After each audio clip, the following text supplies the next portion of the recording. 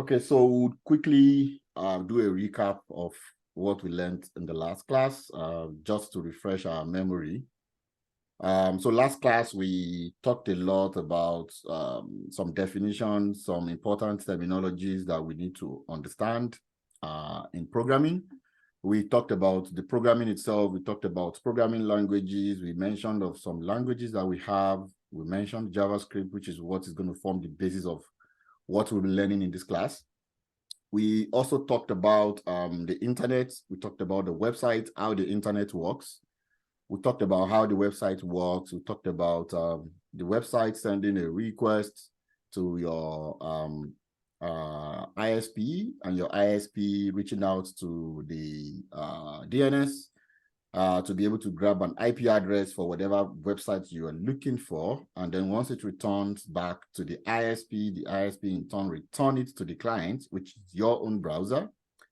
And your browser in turn will grab that IP and look at the internet for that specific website. The process of all this, how it goes through the wire and it comes back to you in 3 formats. And if you guys remember, we mentioned 3 different files that comes back to your computer before you will be able to view or interact with that particular website. Is there anybody in this class who can help us or who remembers what those 3 files are? I remember I mentioned those 3 files the last time. Anybody? You can unmute. Sorry? HTML, CSS, and the JavaScript.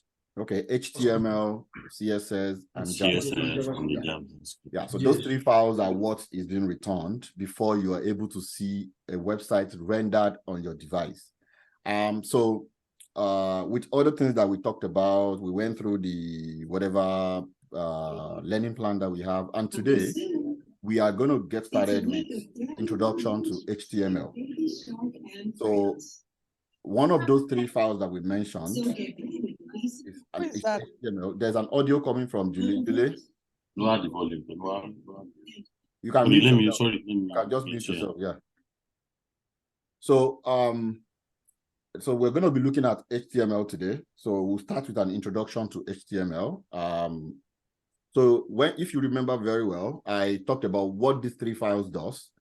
I said the HTML is responsible for the structure of the website. In other words, the text you see on the sites, the images, some other things, graphical stuff that you see on the website, HTML is responsible for that. So when you write your HTML file, you're writing those things, the structure of your website in an HTML file. And that's what we're going to be trying today. So what is HTML itself? This is not going to be an English class. It's not going to be definition class. Well, we still need to mention what this means so that you can have a better understanding of these things when you start working with them. Yeah, so HTML, we talked about it. We talked about how it is responsible for the structure. We talked about the 3 important files that comes whenever you try to look at a website. Sorry, I just want to move this image somewhere else. Yeah. So so the HTML is hypertext markup language. So the word hypertext and the word markup, they both mean different things, but they all work together to form an HTML. So the hypertext, you would the very first website that was built, this is it. This is when someone thought about building a website. This was what the person built. And here you can imagine what an hypertext means. Hypertext or hyperlink or whatever, it is the text that you see on this site, how they are being arranged on the website. The links, whenever you click something, you go to another page, you click on another one, you go to another one. That's basically what they're referring to as hypertext. So a text that you can use to link to another text is an hypertext. Now, markup. What is a markup? Talking about markup means in computer science, markup means some text that you write that depicts something else. So for example, you write here, H-E-R-E, but in the real sense, the here means something else because it's linked to something else. So like I said, we're not going to be teaching English here, just have an idea of what these things means. So HTML, now when it comes back from the server where you request those informations in the cloud or wherever the website is being hosted, when the HTML file comes and before it's been rendered on your website, nothing shows up.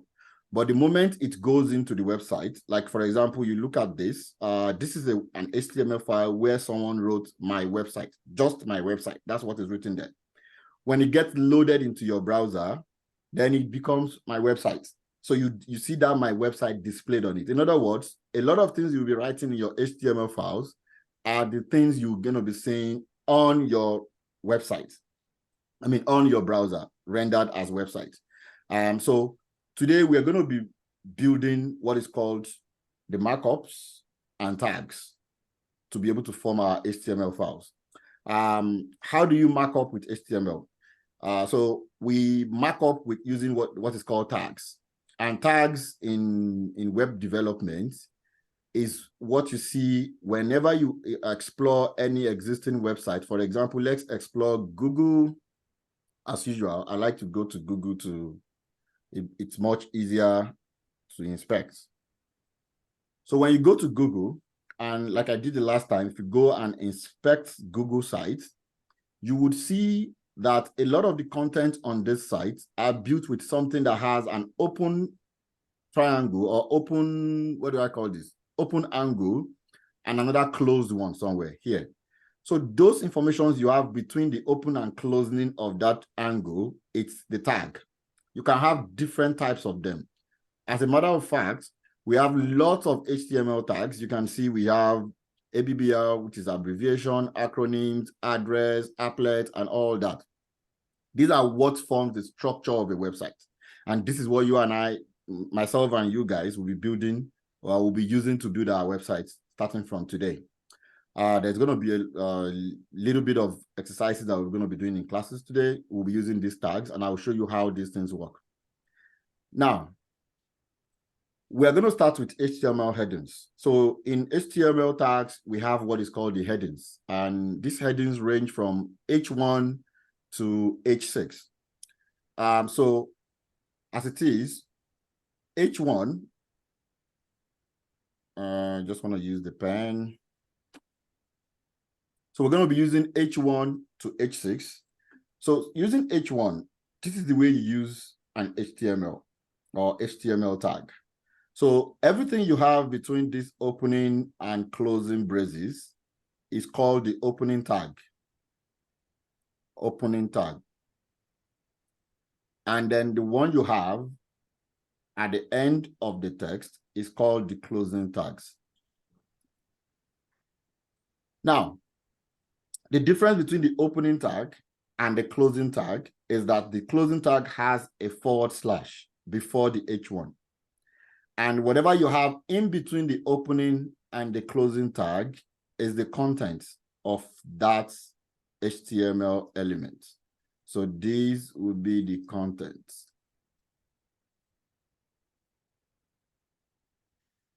Now, so whenever you have an HTML element, and don't forget, I'm mentioning elements. So from here all the way to here is the HTML elements.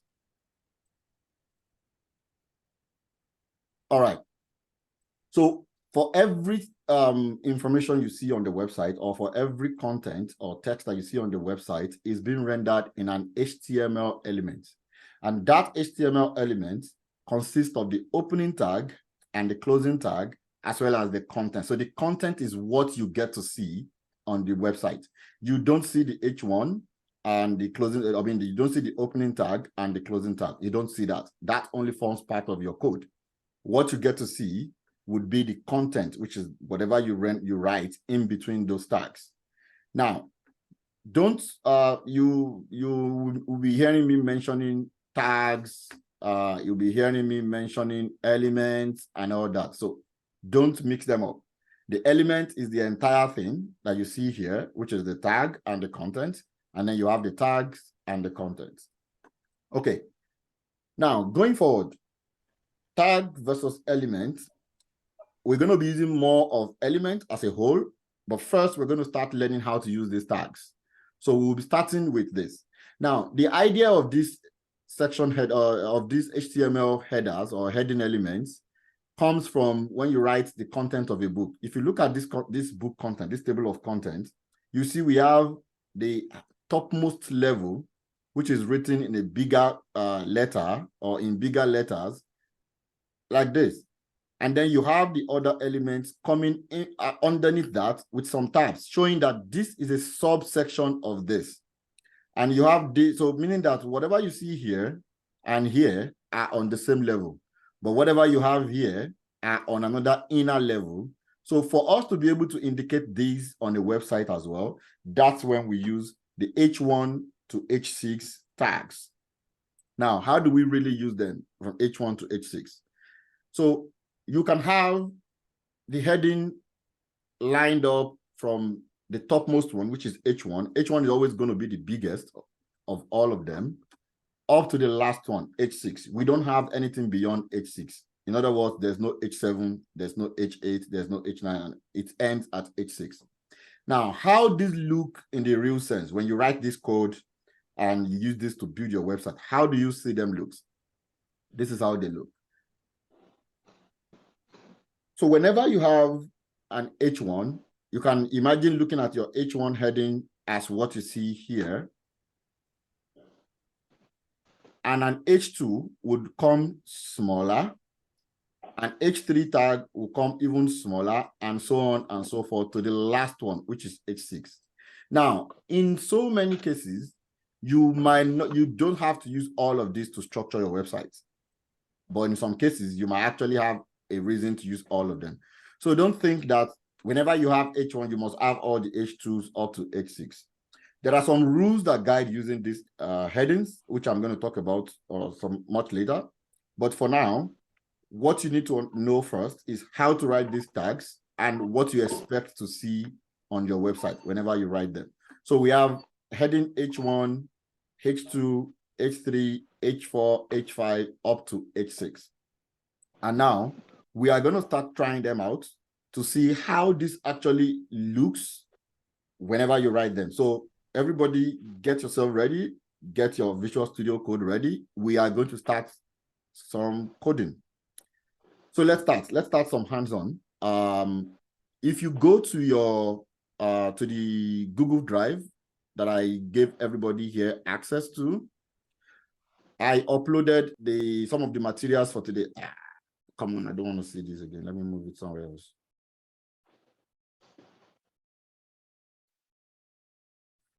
So if you go to the Google Drive and look in the lesson notes,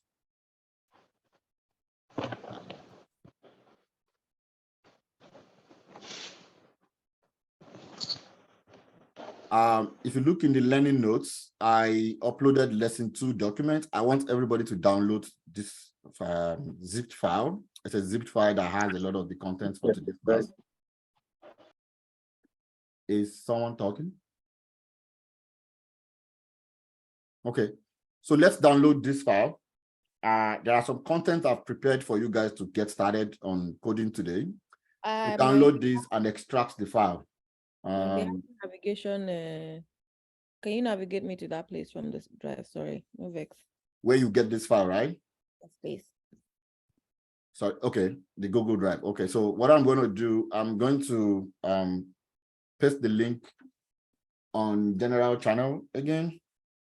I have the link open actually. Coders file. Yeah, so if you already have the link open, so let me go back. If you have the link open, you will see Coders file, double click on that. You will see 2 folders here, learning notes and video recordings. Can you see that? Yeah. Then double click on the learning notes. Okay. So you see lesson 2 docs. Just click on the 3 dots on it and download. Thank you. All right. Okay, so let's download that and let me know. Just you can use the hand raising tool here to know that we all have it downloaded, because we need that to work starting now. So please, you can just raise hands once you have it downloaded and extracted. So extract everything. By now, I want to believe that everybody here would know how to structure their files for this tutorial. So I would actually have a folder dedicated for this in my computer. That folder would have everything that you download from the Google Drive. So for today, you have lesson 2. Once you extract that, you can keep that separately as lesson 2. And then going forward, you can keep separate folders for the subsequent classes. It looks like open with, I don't know how to use people's Apple. Use what? Downloaded something to unzip. So if you're on Mac, you double click on that zipped file. It would extract whatever is in there to a separate folder. If you are on Windows, you can right click on that folder and use extracts. There will be lots of options depending on the programs you have installed on your computer. But if you don't have any necessary unzipped file program installed, there will be a default one from Microsoft. You see extract files somewhere, or extract here or something like that, and you can extract.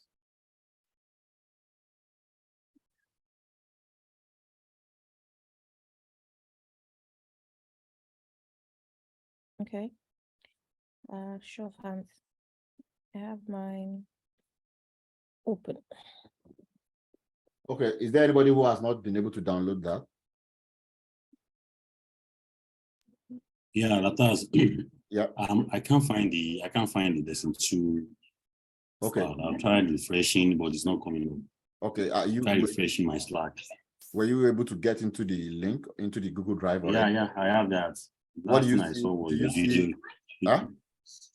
The last thing I have here is the video you posted last. So the file you're looking for is not in the video. It should be in the Coders Like a file. link. So if you go into Coders file, there are 2 folders: learning notes and video recordings. Do you see learning notes? Okay, learning notes. I opened learning resources. No, learning notes. Learning resources. Okay, We don't have learning resources on the drive. I think that one is on the Slack. It's on Slack. Yeah, he's on Slack. You should go to there was a link sent for the Google Drive. Mm-hmm. So if you are in Google Drive, you should see these 2 folders. Am I sharing my screen, guys? Yes, you are. Yes. Okay. So you should see these 2 folders. It's the learning notes we have to extract now. You double click on the learning notes first. Then you will see 2 files here. There's learning. Yes, Please, can you do me the favor of posting the link on the general platform? The link is posted on the Take it general from there. platform already. I just posted it. Fine. on Slack already. Check on general. That's the last thing I posted there. Okay. Yeah. Okay. Yeah. You just go to your Gmail. No, Just go directly to your Gmail.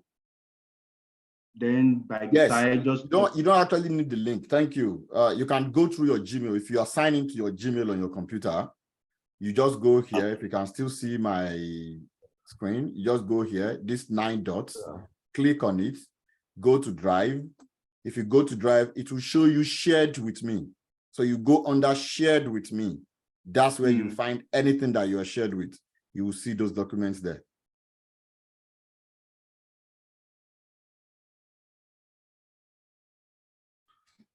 Please use the hand raising tool once you are able to extract the files. So I will know if we all have it.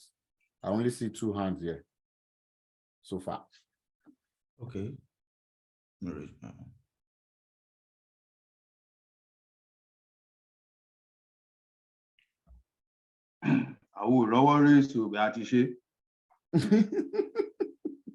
Okay.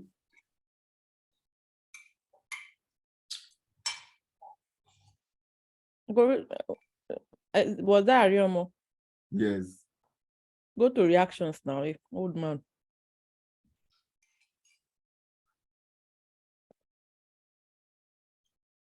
the way I shared my screen, everything has. See, I shall do that now. If you go to the reactions, you will see the hand raising tool there. But that's fine. I know that you already have it on your own, so no issues.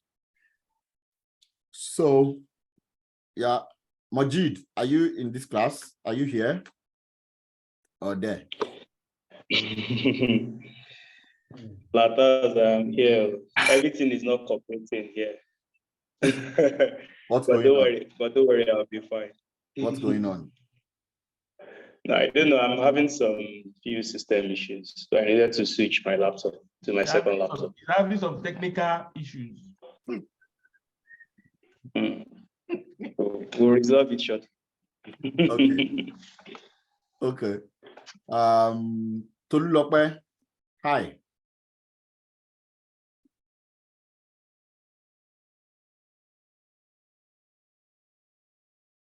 Evening, sir. Hey. I'm on it. Mhm. Okay. I'm on it. You can continue. Okay. I'm actually at work, so I'm actually juggling both. I see. But just continue, yeah. Okay, that's fine. Wolf. Alpha. Okay, Wolf, I already saw your hand before, so you had it downloaded and extracted. Bob has extracted. So we are Julius, how far? Any luck?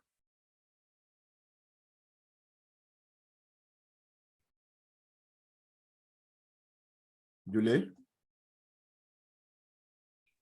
That's what I'm doing. Don't worry, you can go on. No, I can't I'm go extracting on. to my own. I can't go on because I'm extracting to my own Gmail. to I'm your extracting to my own Gmail already. Yeah.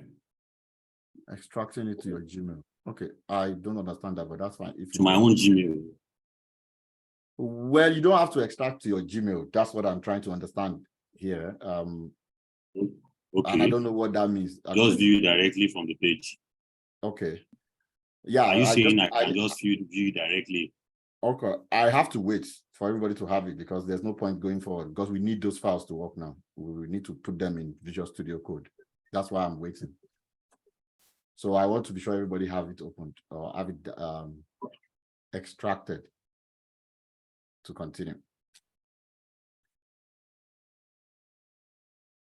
Okay, while we're waiting, I'm gonna just go on my own VS Code and try to do something here. Then you guys, once you have it downloaded, you would be able to try it on your own side. And the way we're going to be doing here is whenever I give an exercise to do, you guys will do it. Once you have it done, you screenshot your solution and then post it on the exercise. So if you look on Slack, there is an exercise channel, class exercises channel. You just screenshot and post it there. That's all. I can look and I'll tell you if it meets or not. So just to try it out for you guys, I'm going to start with this. I'm going to open something.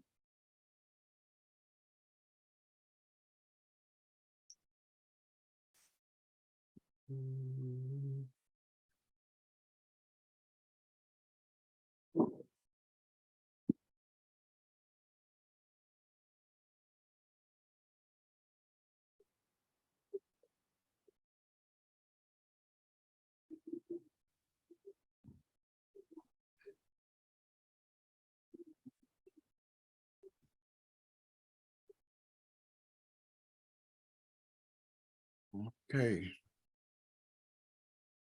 So if you already have it extracted, please open your Visual Studio Code and you can watch me what I'm just trying to do to see because you're going to do yours very soon. So let's say I have a file called test. So in coding, there is always what is called file extension. So the name of this file I just created, let me make it bigger. So I just created a file called test.html. The name of the file that I just created is text, and the extension is HTML. So the same way, whenever you're writing a CSS file, it will be test.css.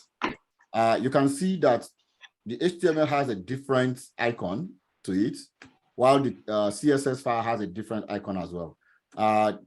How this icon came about was one of those extensions I asked you guys to download last week. It helps you to be able to identify which file you are working in, and it makes the code look neat as well. So we're going to be doing HTML. I just did this just to show you guys. I'm going to delete the CSS file. So I've created an HTML file, which is called text. And from what I was mentioning, Please, sir, go back. Go back to. Exactly. I don't even understand how you created the test. Please kindly Don't worry. take it from there. Don't worry. What I did before now, you don't have to worry about that right now because I already prepared this for you in those files I gave you. You are not going to start creating files yourself. We'll start gradually. What I want to show you is how we write those codes. That's what you should be focused on now. So how I created this test.html, don't worry about that. You already have it prepared for you. We'll start from there, okay? So yeah, boy, just in case you want to see what I did, what I did was, when you have Visual Studio open, naturally you would have a folder you created on your computer where you want to save those codes. So every code or every files you create on your Visual Studio Code would be saved on your computer, okay? Now, you need to specify where you want to save those files. For me, you saw when I created a folder on my desktop and I named it exercises. I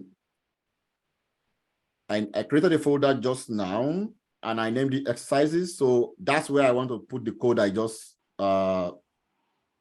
wrote into. And that's why when I opened my Visual Studio Code, I went here, you go to files. Normally it will bring up open folder. So when you click on that open folder, it will go into your computer, then you can select the folder. Like I said, don't worry about that right now. I'll teach you the steps to get to that one. That's not our focus today. So just assume that you already have this because it's already prepared for you. I want to write code inside this file. So on Visual Studio Code, let me quickly introduce Visual Studio Code to you guys properly. On Visual Studio Code, we have different sections on this page, if you can all see my screen. We have the leftmost pane that has these icons. The first icon here is called the Explorer. We use this to open folders and open files. In case you have not opened the folders you want to work on already, then you click on this, it will show you open folder or something like that. That's where you open the files. This one is a search. Of course, you can see that it's a search icon, but we use it for global search. So let's say you have in this Visual Studio Code folder that I'm working on, you have multiple, you already have several files, a large file that you've written here, and you want to search for something in all of them, then we use this. It's called global search. Global search means whatever you put in here, it's going to search through every of the files that you have in this directory for you. So that's why it's a global search. And we will use that more with time. It also does another thing. It does search and remove or search and update. So for example, I'm searching for tests and I want to change every instance of test in this code to tester. Instead of you going one by one to be looking for test and be updating it to tester, you can actually use this search bar or search icon to search for this and do a global update for every instance of test in your codes in all the files and change them to tester. So that's that. We're going to be using that and you'll see how it's being used much more later. This is a source control icon. By the time we get to GitHub, when we get to using Git and GitHub, GitHub is it's going to be our source control application. There are several of them, but we'll be using GitHub because it's the most popular. If you want to link GitHub to this Visual Studio Code, which is very possible, that's what this is being used for. And it helps you to know which of your code you've not committed to cloud. This is running and debugging. We will get there as well, where we'll be using this icon to run and debug our code whenever we have issues and you want to debug to find where the issue is coming from. We use this. This one is called Remote Explorer. This is a bit advanced, but what it does basically is that when you get to a level where we start writing our codes and containerizing our codes. So in software development, there's something called Docker and Kubernetes. What it does for you is you write your code, you package your code just the way they containerize items from a country and ship to another country.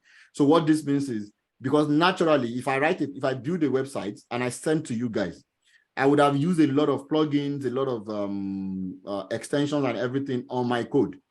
For you to be able to open that code on your own end, you have to download all the extensions and plugins I have used to write the code.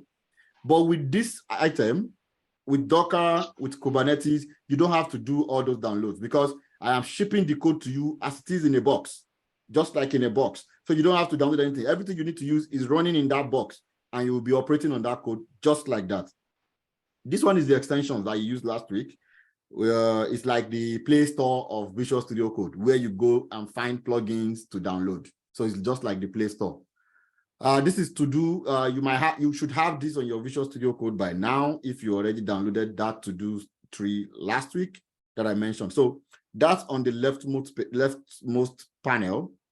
The one next to it is where you will be seeing your files that you're working on. So for example, I'm working on the folder called exercises, and there's a file in that folder called test.html. So the way this thing is being structured is you see them according to their level. So for now, you have exercise as the topmost level, which is the folder, and you have test, which lives inside the exercises folder as the next level. And there will be so many files that we'll be writing as we go, but just know that this is where you can view those files and click on them to select whichever file you want to work on. The one you have here is divided into two. This top part is the panel where is a tab where you see all the open files. So right now I have one file open. I moved this thing away before. Why did it come back? So right now I have one file open, which is test. If I have another file, let's say I have another file, tester.css. You can see it's open as well. So every file that you open here, it's always here. And you can switch in between the files to select whichever one you want to work on. So let's say I want to work on the test.html, click on it, and you start writing your code. If I want to switch to the other one, click on it, just the normal way you do on website as well. So click on it and start writing your codes in here. And you can close whenever you feel you don't want that one again. You can as well close this one too. And you can go back there to open again. At some point, you'll be seeing these dots. So let's say you wrote something in that code. This white dot shows up. Now, why it shows up is because it's telling you that, okay, you have something here that you have not saved. So whatever you write in here and you're seeing this white dot, it means you are yet to save this file. So if you don't save...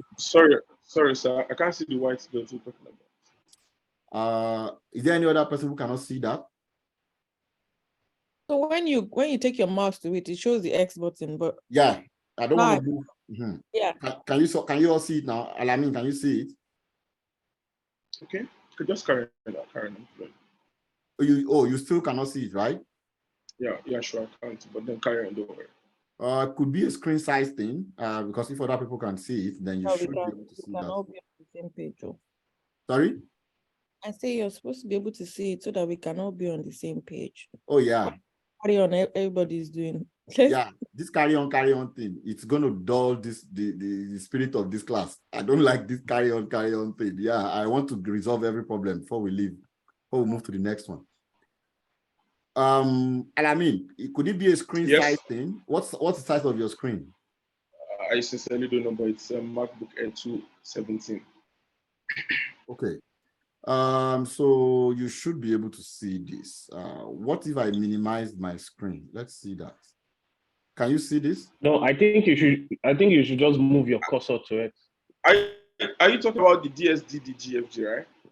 No. The test.html. Okay. I can see that now. I see that now. When I hold my mouse, it turns to X. But when I remove my mouse, that's what I'm talking about.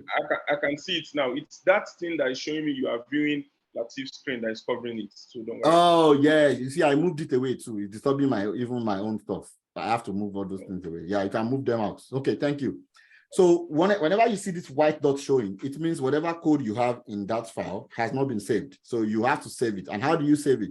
You can save, if you're on Windows, Control-S would save whatever you have in this file. And if you're on Mac, Command-S would save whatever you have in this file. Also, you would see something on this side that shows one unsaved.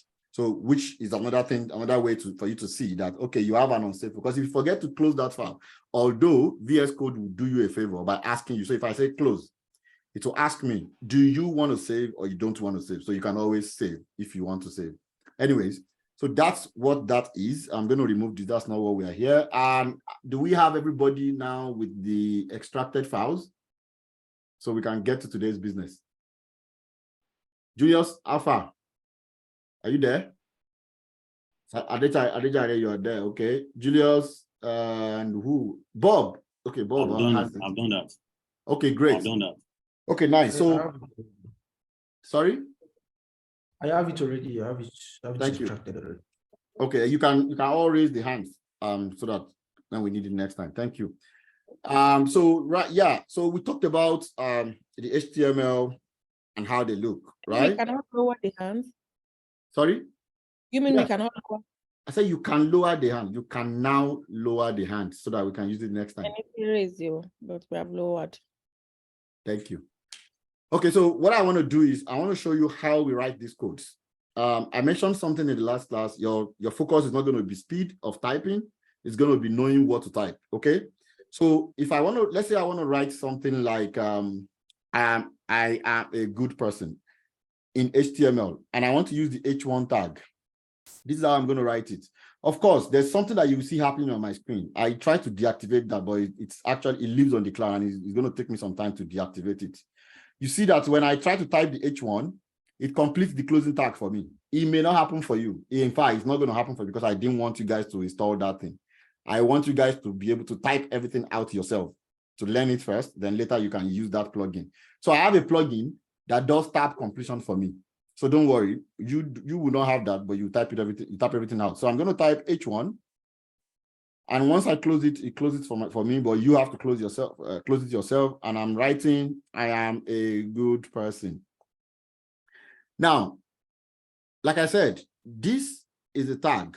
So I'm saying I want to see I am a good person in an H1 tag, which means it's going to be a big text, bold and all that. Everything that you think an H1 tag should look like I showed you in this slide. You can see this. So there's a difference between H1, H2, H3, up to H6.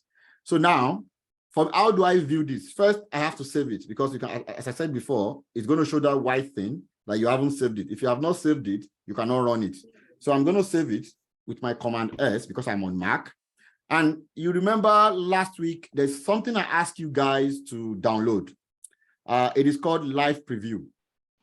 So Live Preview, if you did not download it, this is the last chance to download it. Live Preview. Now, let's say you have all downloaded and you have all installed. Of course, I did not actually download it. Why? Because I have something else, but let me download it so we can use the same thing. So I'm installing Live Preview now because we're going to be using Live Preview. Once Live Preview is installed, and I believe it's installed for all of you, what it does for us is instead of building this site and then deploying it to the cloud or paying for hosting, you can actually view whatever you are building live on your local machine. That means on your computer. And the Live Preview plugin would help us to do that. So once I write this or whatever code I write here, and I want to preview it, the only thing I need to do is to right click on this. So right click on this if you are with me, if you're writing your code with me, but I don't want you to write because you're going to write your own, just watch me. So if you right click in the center of this panel and click on show preview, it would open like a browser inside your Visual Studio Code. So it's an embedded browser actually. It is an embedded browser and it shows whatever you write in here. If I update this, you can see it's updating live. As I'm typing here, it's updating live in this browser. This is the basis of writing a website. Everything you see on the website is being written just in this way. Okay, so with you watching this, and you already have your lesson 2 downloads open. So what you're going to do is open your VS Code, guys. Now, if you are in your lesson 2 downloads, I need to find this. My own download, sorry. Where's my Window Explorer? Sorry, guys, too many screens can make someone mad sometimes. I'm looking for my Window Explorer. Ah, okay, it's hidden behind something.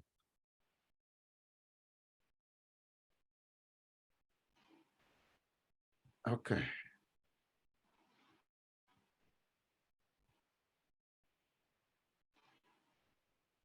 All right, guys.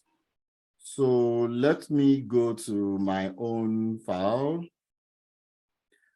So I assume you all have your own folders open. Now, in that lesson 2, that you have, once you extract it, you would have lesson 2 docs. So if you open that lesson 2 docs, you should be able to see these 6 different files, or 4 folders and 2 files. Can you all see that? I believe you can see that if you open that folder. So we're going to start with this first one, 2.1 Are heading we element. opening it through VS Code, or we're just opening it? Just I just wanted to open it for now. I know some of you know how to open it through VS Code. I want to show you different ways of opening it so you can choose which one looks cool for you. So if you open the 2.1 heading file, there are 2 files, heading folder. Yeah, there are 2 files in there. There's goal.png and there's index.png. So I'm going to be having 2 files mostly in those folders. Index.html. Sorry? Index.html. Yeah, is that not what I said? you Said said index.png. Index.html and goal.png. I'm sorry. So wait, let me drink water. This is what happens when you eat pounded yam before class. I'm wetting the pounded yam. It's too strong. Lower hand, you see his hand. Nice, PNG. Okay. Okay. So there's going to be goal.png and there's going to be index.html. If you have those 2. Now, one way of opening, what you want to open is the index.html, which I have prepared for you guys.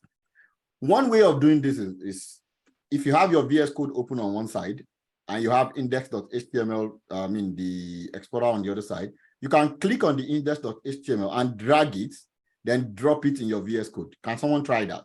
You can actually drag it and drop it in your VS Code. Okay? If you drag and drop it, so I'm going to try that for you guys. Let me just save. And I'll close this. I'll close this. I'll minimize my VS Code. So I have my VS Code here and I have the file here. If I click and I drop it in here, it opens whatever I have in that file. Has anybody tried that? Yeah, right? Yes. Good. Yes.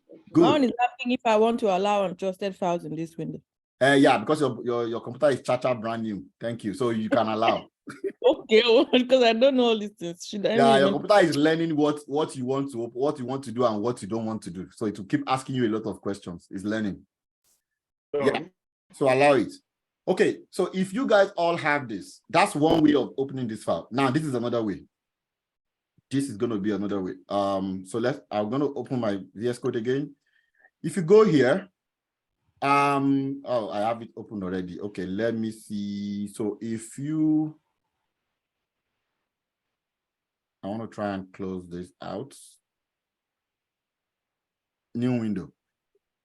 my own is still telling me. Yeah. Get down that side. So can we also open another window? Just Yeah, if you want you to. I just want to show you the other way, that the one Jide was talking about before, so that I can show you. There are 2 methods to do that. There are several methods anyway. I'll show you 2. So if you open another window, a fresh VS Code window, and you want to open that same file, so for me, what I would do is I will go here into this Explorer, click on it. It will show you this open folder. So if you click on open folder, it would go into your computer directory. So right now, it has taken me into my computer directory. And then you can select wherever you have that folder saved. So the folder you downloaded from Google Drive, you must have saved it somewhere. So you locate wherever you saved it. For me, I have the folders in my desktop. I will click on desktop.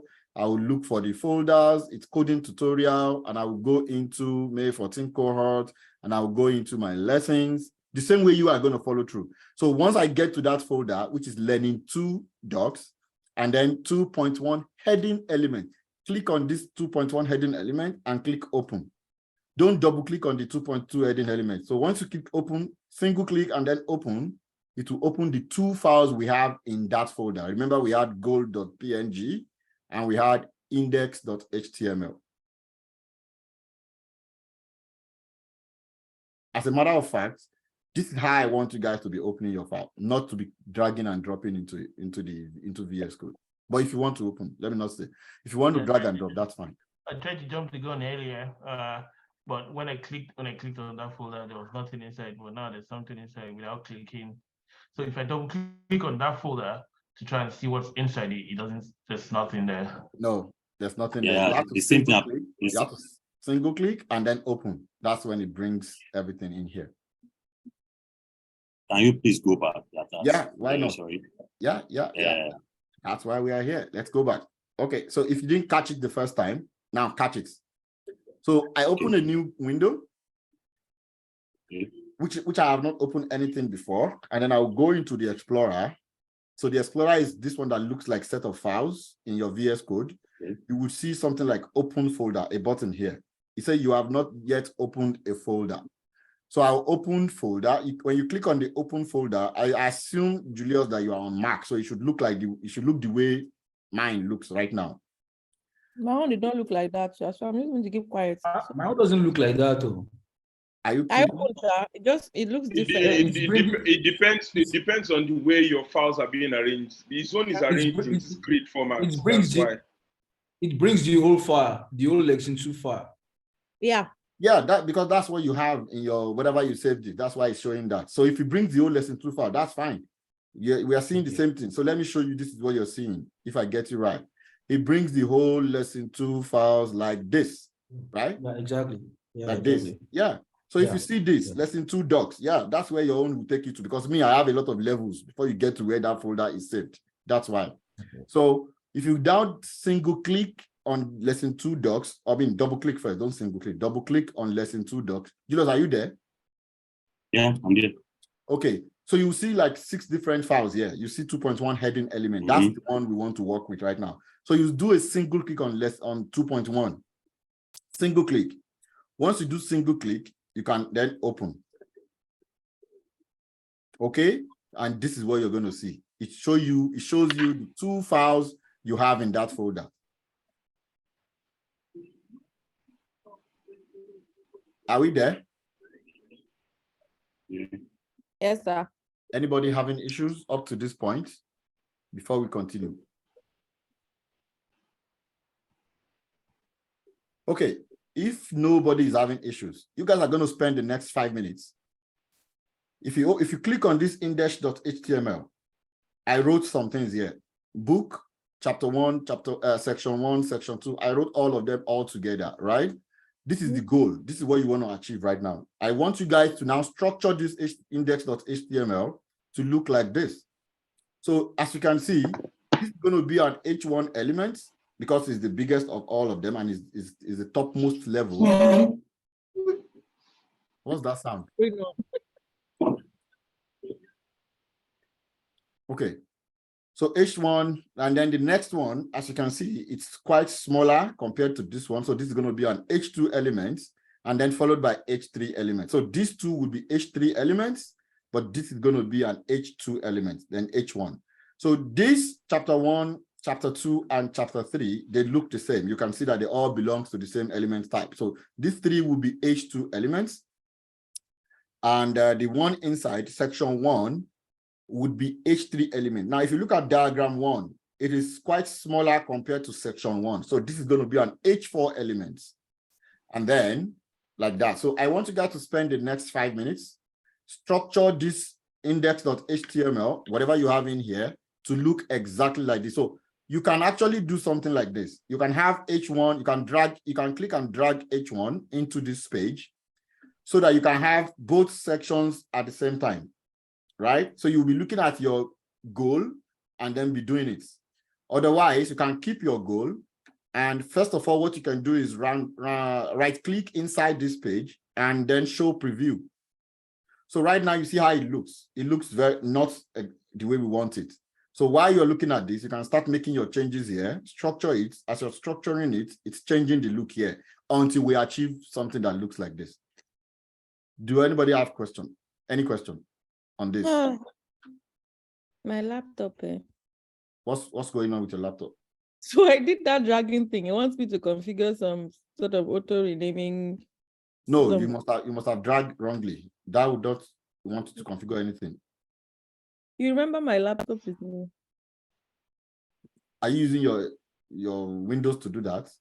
That's why I say my laptop is new. So on the left-hand side, I clicked on the index, and well, while the goal is open, I drag the index to that place. Abinobi, so where am I supposed to drop it? Drag and drop it inside here. Exactly. And then he asked me to do that configuration thing, but I think it's because it was the first time, because now when I did it again, it didn't quite ask. Okay. Anyways, now that it's not asking again. So the concept now is to put our opening and closing tag into everything. Latas, are you listening? Yes. So the concept is we are going to structure this content with what we learned and what I just demonstrated as per HTML to look like this. Right? To look like this. Ayomo, what happened? Ayomo, what is the problem? It's showing what's it called? Okay, so you can share your screen if you want to show us any issue. Okay, Anybody can share screen if you want to show us whatever issues you are facing. It's easier to solve when I can see it. Do you want to share your screen, Ayomo? Yes. Okay, share your screen. This thing can allow two people to share at once. So share your screen. Let's see. It's still saying same thing. What's it saying? Host disabled participants. Okay, hold on. I'll fix that now.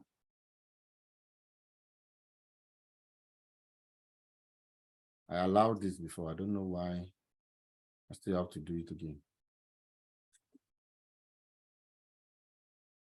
Okay, you can share now. You cannot start share screen. Why the? Oh yeah, share now. I've stopped sharing.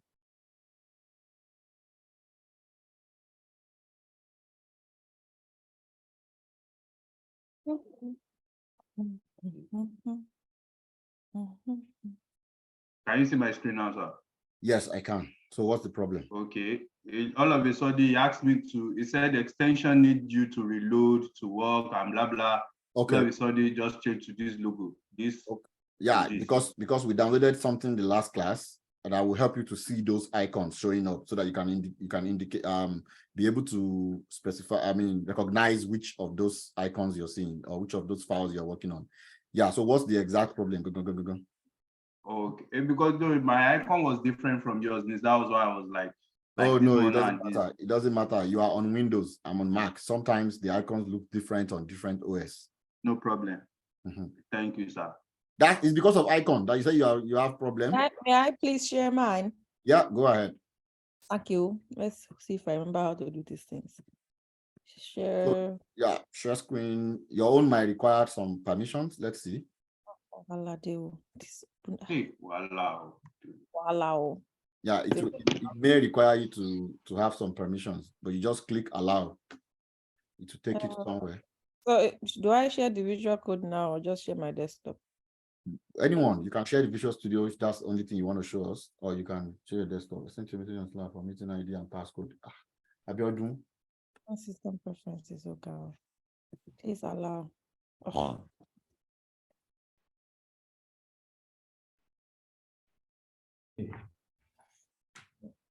Lost. Who they lost go? Please, I might quit and reopen it. Who is lost? Is anybody lost? Yes, sir. Okay, tell us.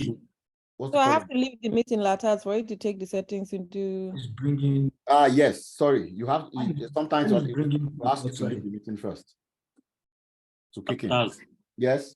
Latas. Yes. Sir. Yeah. So I've tried. I got my book chapter one, but while I was writing section 1, so the closing tag is showing me red. The closing tag, the H3, It's showing me red. Yeah. Red, like red color. The forward slash, the forward slash and H3 is showing me red. Okay. Do you want to share your screen and show us what's? Okay.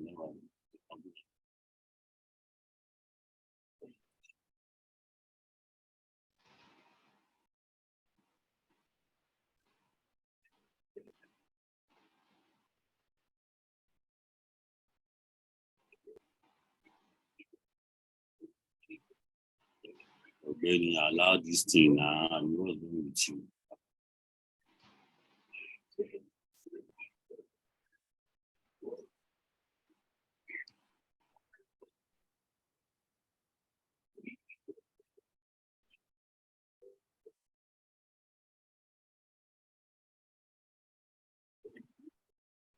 to leave and come back. Latif, can you see now? You come up. Sorry, let me admit Jam first. Okay, I can't see your screen yet.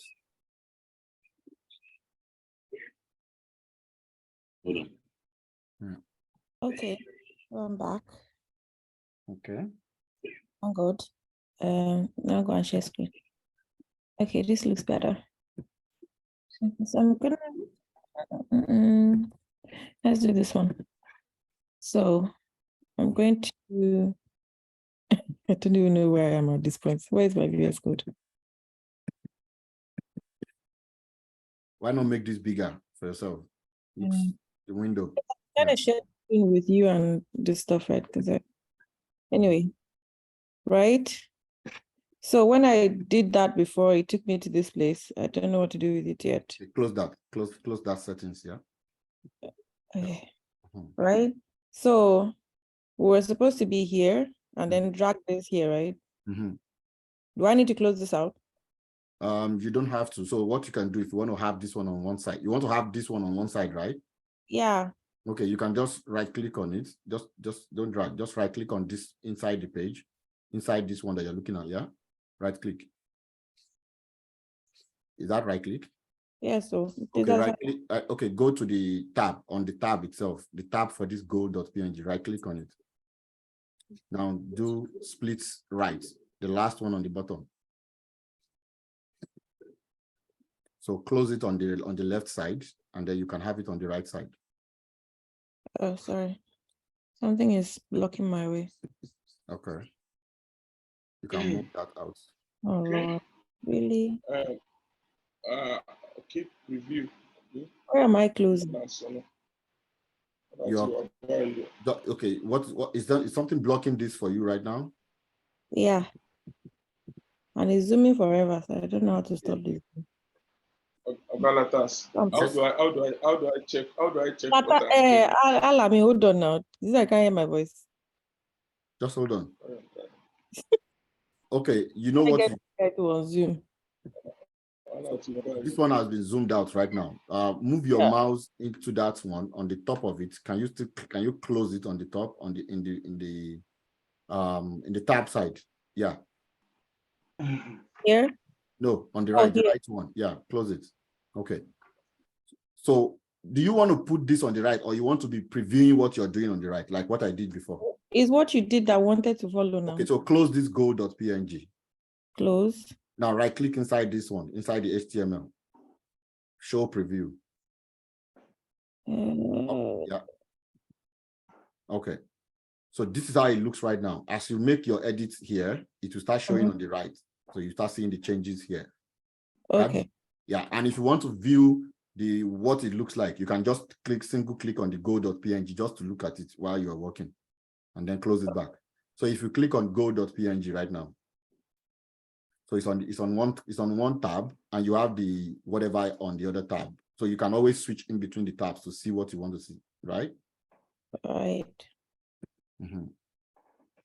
Okay, thank you. All right, you can stop sharing. Alami, what did you say?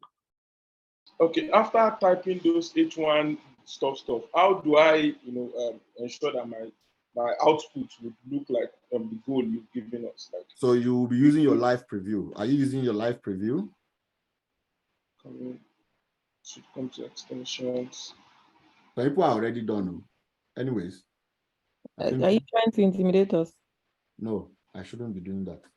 Yes. Okay. What? Alami, now, this live preview. Now, if I come under my extension and I want to open it. No. You are not opening live preview. So inside your code, okay? Inside your code, right click inside your code and click on show preview. If you already have the live previewed, install the last class. Okay. I've seen show preview. Again.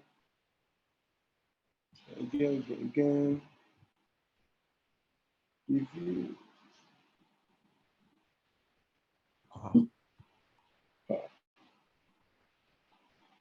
he brought this notification, previewing a file that is not a child of the server root. To see fully correct relative file name, please open a workspace at the project. Share your root, screen. blah, Share blah. your screen, bros. Share your screen. I'm coming. This Pressure grammar is too much. And he's bringing some code this thing out though. Is bringing what? I'm coming. Some code, coding this thing. I don't know.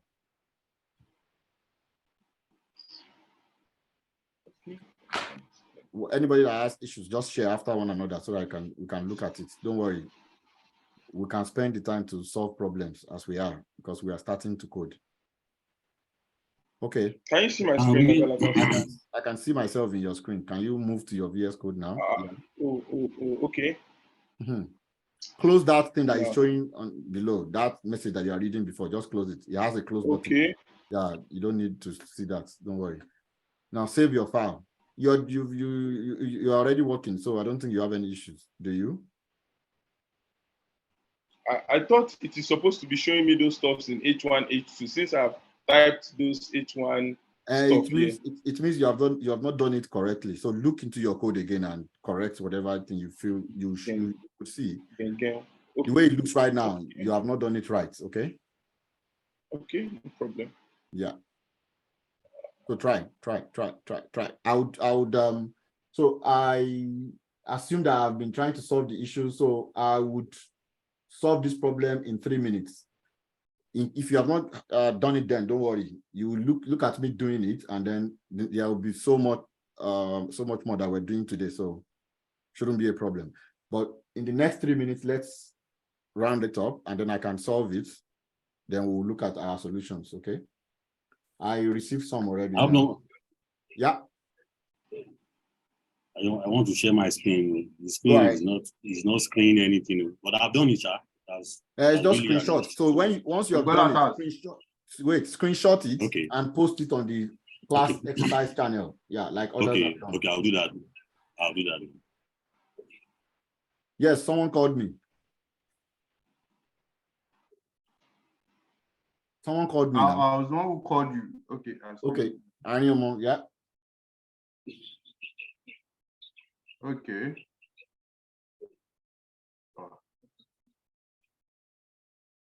Wolf of Aberdeen. I did not see any H4 tag in yours. Remember I said the diagram 1 would be an H4 because it's smaller compared to the section 1. Screenshot it, right? What skinny are you on? What OS are you on? I'm sniping to I will snipe it. Just use snipping too if you are using Windows, or you can do print screen. But print screen will grab all the. So which one is H41, sir? Which of the? So is it the book one? Diagram 1, if you look at it in the goal.png, it's smaller compared to every one of them in that list. So diagram 1 should be H4 tag. Yeah. They look almost the same. That's why. Same with Jide. Yeah, I mentioned it when I was talking. Same with Jide. Your diagram 1 has to be an H4 tag. And Lord MAS, same. I didn't see any H4 tag in your. Okay, I just received another one. Akibo, the same thing I'm talking about. So you look at your code. Diagram 1 is an H4 tag. So that's okay. Smaller than every other one there. Okay, no problem. You guys are sharing your whatever inside the assignment class. Can't anybody see the class exercises channel? Class exercise. Yeah, it should be. Assignment. There's no class exercise. We have assignment. We have assignment. There's no class exercise, Abi? Yes. Assignment. We have assignment. Okay, don't worry. I'm inviting every one of you now into the class exercise. I thought it should be automatic, but it wasn't automatic, unfortunately. Okay, I'll do that later. We thought of me. You have to say you big bad right.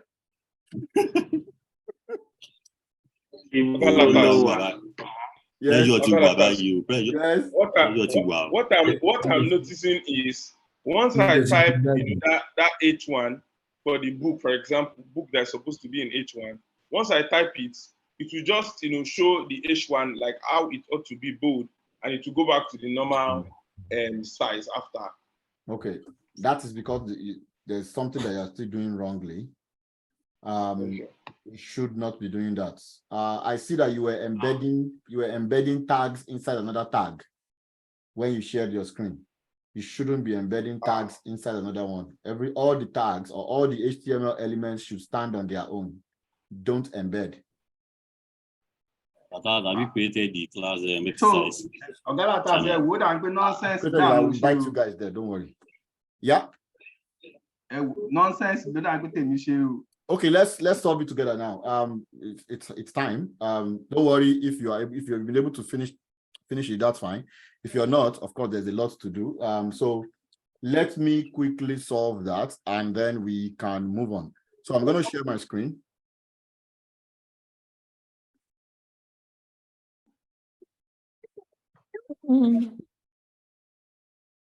Okay. So I'm going to share my screen again. I think I'm sharing already. And this is, oh no, this is not the one we want to work on. You go. So this is the one we want to work on, yeah.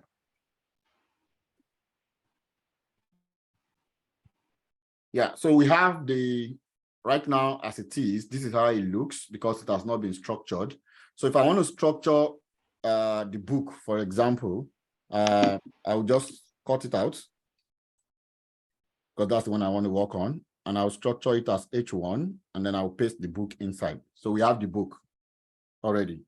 The chapter 1, chapter 2, and chapter 3, they are all H2 tags. So I'm going to cut out chapter 1 first, and then I'll have H2, and I'll paste chapter 2 in here. The same thing I will do for chapter 2 and chapter 3.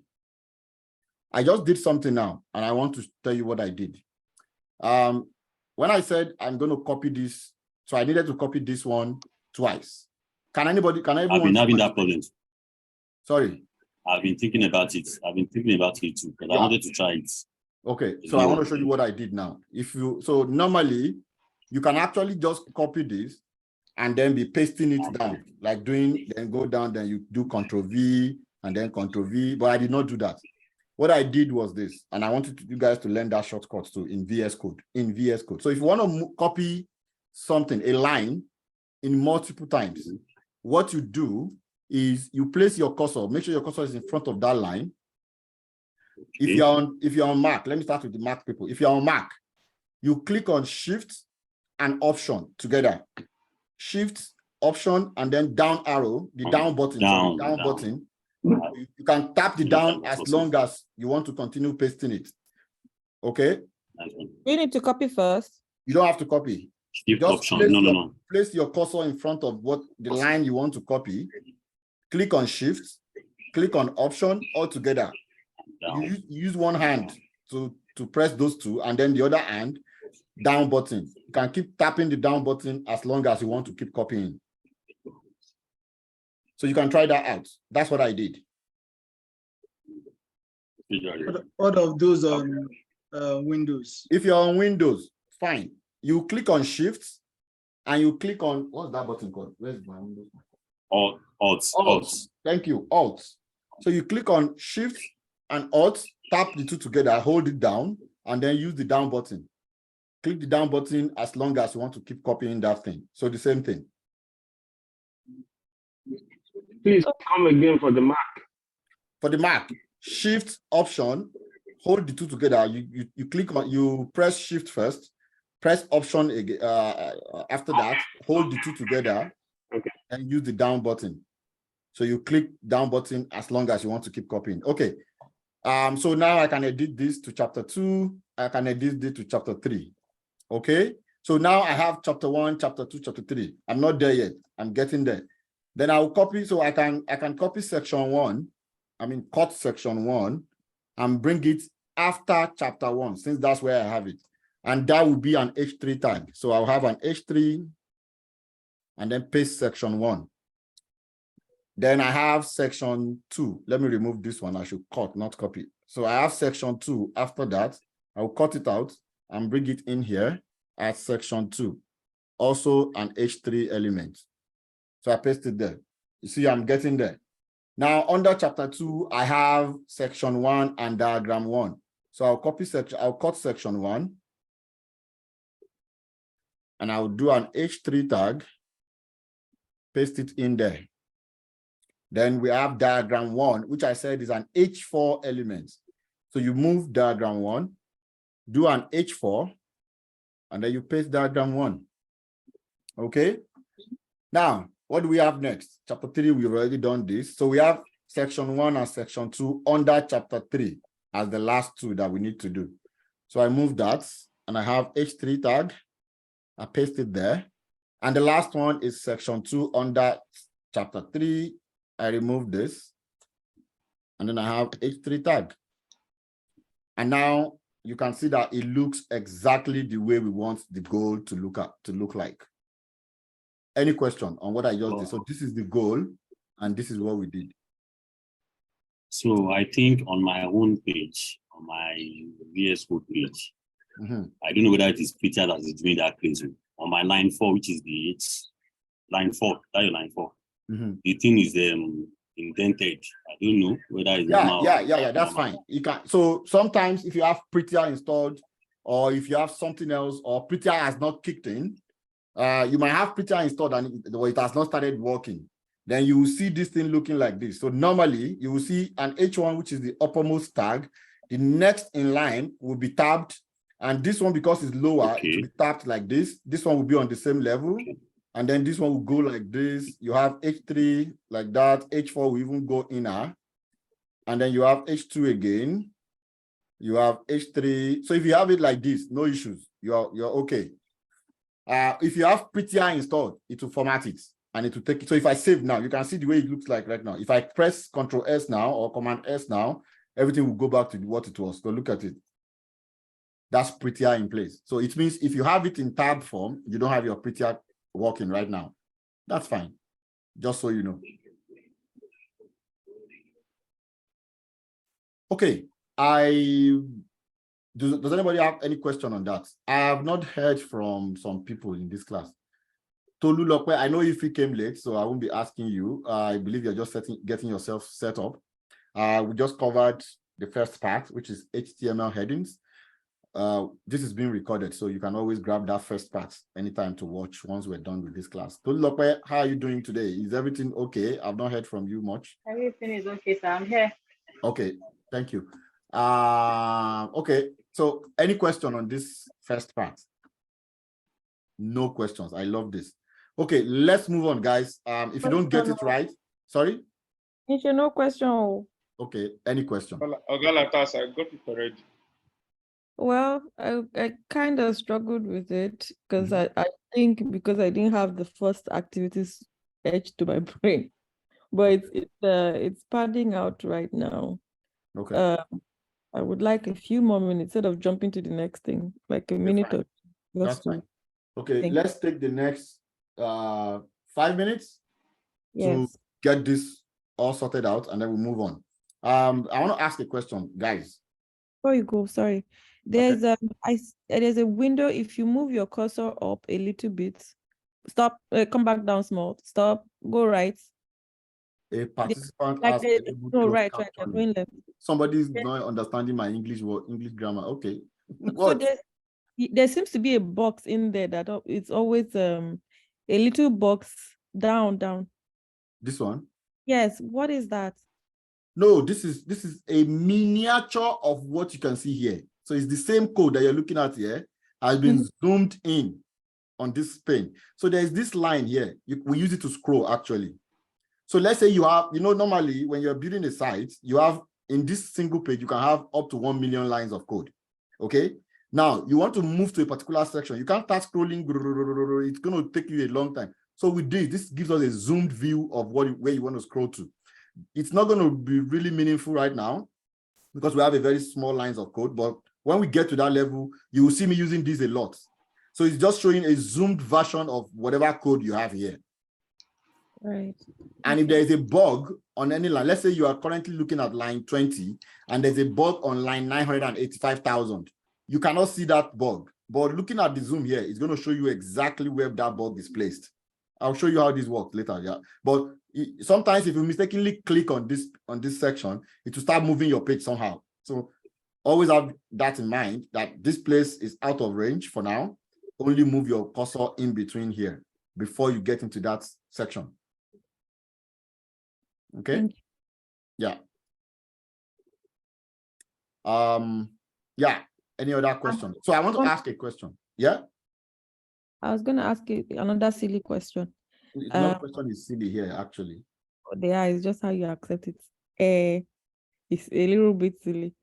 For Mac, I know normally for us Windows, backspace, there's backspace and there's a delete button. There's backspace. You people Mac, there's a delete button, but it works like backspace. Our delete button works is backspace, actually. There's no that direct delete, but there is actually, depends on the iOS you have. I mean, Apple OS you have. So if you want to do that delete, you press Shift and do delete. So say you want to do the delete normally. You see this? Oh, sorry. Even it's not working on my own computer. Sorry, okay. It doesn't work. It should be command delete. Sorry, it should be command. Let me see. Please, who is using Mac here? I say Mac, Windows. What do you want in Windows? My own is not, you know, if you open the command like H1, like it should close it automatically. It I have should to not. close it myself. It should not close it. I said it. It should not close it automatically. There is a plugin responsible for that. And I don't want you guys to have that plugin, to be honest. We have to. How is closing? That one is closing. Oh my goodness. What do you mean that now? Whoa, which is like that's close now. It's not a real close. My own, once I do the H2 thing and I do like when I close the stuff, it brings the duplicate one on the closing. Oh my God. It's Apple that is closing it. My own is closing too. Why is Apple doing this to me? What do you mean That's why you said we should buy Apple now, that they have it. I want you guys to type every fuck of a character on this code. I don't want you guys to have anything done for you, okay? But because I want you to learn. It's not good. You know why? Let me tell you why. Let me tell you why. Have you heard about whiteboarding interview? There's something called whiteboarding interview in software development. So if you want to apply for a job, they might say, okay, we want to do whiteboarding. Whiteboarding means you don't have access to VS Code. You're going to write your code with pen, with a pen on a board. So if you don't remember that there is something called a closing tag, because VS Code does it for you all the time, then you lose it out. And they'll be looking at you like, are you kidding me? You mean you don't know you're supposed to put a closing tag? So first, you need to, first of all, let these things form part of your thinking before you can start using helpers like, unfortunately, I don't know. I will research on how I can deactivate that. Then I'll ask all of you to deactivate it. And I'm sure you guys will deactivate it. And then you'll be typing. We are very faithful. We are very faithful. Of course. We are faithful. We are giving you our word. We are giving you our word. Who said it's not going to deactivate? It will deactivate. We have to deactivate it. No, I said it don't deactivate it. It don't. Okay. Let's go. Are we here now? Yeah. My hand is raised. Young man, you are here. Welcome, sir. Good morning, sir. Good morning. How you doing? Yes, I'm okay, sir. Okay. Apologies, everybody. Maybe I'm setting us back. I'm just going to ask a question. Maybe you guys have known. Right. Do you refer to the closing tag as this greater number and less than? Is that what you call closing tag? Okay, so the opening tag is the first part you see before the content. So this is the content, section 2, section 1, and all that. H3 and other. So the H3, starting from the opening angle braces, we call it angle braces actually. Angle braces and closing angle braces, those two, and the H3 is your closing tag. Okay. This one here, including the / So you guys know that there are two types of slashes on computer, right? We have the backward slash and the forward slash. So don't mix them. For tags, we use only the forward slash. For the backward slash, we use it for something else. We use it for character escaping. You'll get to know that later as well. So right now it is /. So the / and all this is your closing tag. Okay, that's the difference. That's the difference. Okay. So now you have this content, and everything here is called the HTML or elements. It's called an element anyway. So everything here is an element. This is an element. This is another one. Okay. Okay. All right. We can proceed. I'll go back to something. Right. So you can grab this first part if you missed any of this. I'm sure you do. You can grab them much later. We'll just move on from here. If we have some time, we can quickly bring you up to speed. But right now, let's move on. We are kind of behind schedule. It's almost 1:30 already. Okay. So maybe we should have a break and then you take Mr. Abiodun. So before you go on a break, you cannot go on a break yet. Before you go on a break, I must finish this particular section. So we did the hands-on. I'm sure everybody enjoys it. Now, let me give you what is called standard practice. One thing I noticed when I learned how to code was that in most cases, when you're learning how to code, people are focused on teaching you how to code and all that. They forget to teach standard practices.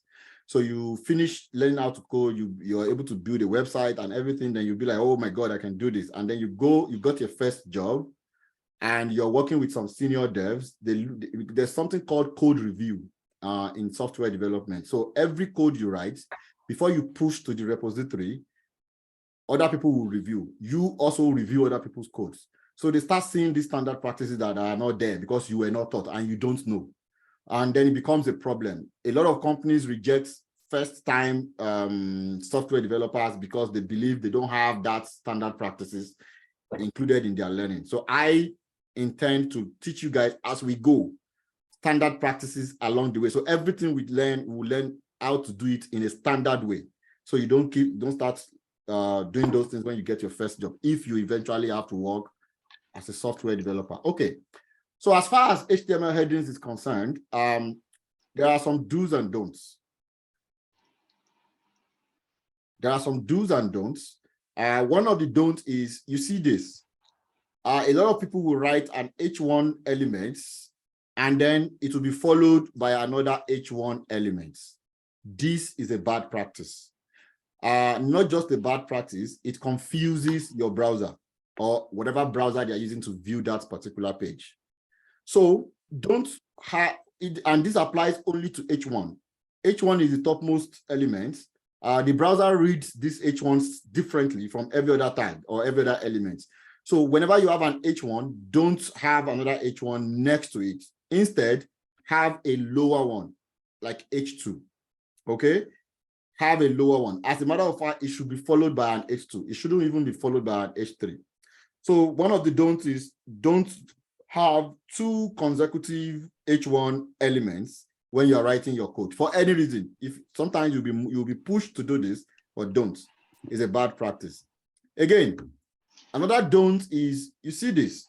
Someone can actually jump from H1 to H3. It's not like it's not going to render on you. It will actually render fine, but it's a bad practice. It is not a standard practice. And they call it smelling code. This code smells. You start hearing that from senior devs. Hey, your code smells a lot. Like, what it means is you have a lot of bad practices in your code. So instead of having an H3 after an H1, always have an H2, and then after an H2, have an H3. Let them just progress like that. Okay? So these are the two do's and don'ts that I just want to share as far as HTML headings are concerned. We are going to jump on a break. Sir, before you go on a break, sir. Yes.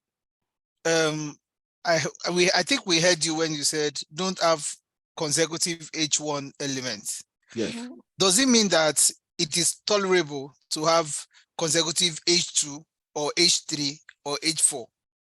Okay, so it is a bad practice to have H1 consecutive. You can have H2 and H2 followed each other, but you would hardly have an instance where you need to have two H2 or two H3 following one another. It hardly happens. The one that usually occur is the one with H1. That's why it's being mentioned. And like I said, it's not like when you do this, it's not going to render on the page. It will render on the page fine, but there's something called accessibility options when you start building websites for people who cannot see. some people who cannot see, they also use website as well. And one of the things that prevents them from being able to read properly when they are reading a website is when you have this kind of thing, having an H1 tag. So H2 can fly, but you hardly have such instance where you need to use H2 and H2 or H3 and H3 from experience. Anyway, I think we can even look at it from the angle of proper documents writing. Exactly. When you have your heading, you have your headings. You have subheading. One way subheading. So I think it's just exactly. That's a good way to look at it. Looking at booking when you write like your project or something like that, you have heading, you have subheadings, you have chapters. You hardly have two chapters following one another without content. There must be content first, right? Yeah. Okay. Break time. By my time, it is 11:31. Can we continue? 5 minutes break. Sorry? Let us continue. No break. Do we all agree? I don't know. Break, please. Break, please. Okay. Okay, we go for break. We go for 5 minutes break. It's 11:32 my time. Will come 11:36 my time. And I'm going to start using this because last time we're not actually sticking to the breaks. So there's something called Pomodoro timer. We use it to code a lot. Is either you can either call it Pomodoro timer or tomato timer. Where is Pomodoro? Tomato. Yeah, tomato timer. So I'm going to set a short break for 5 minutes. And we are starting now.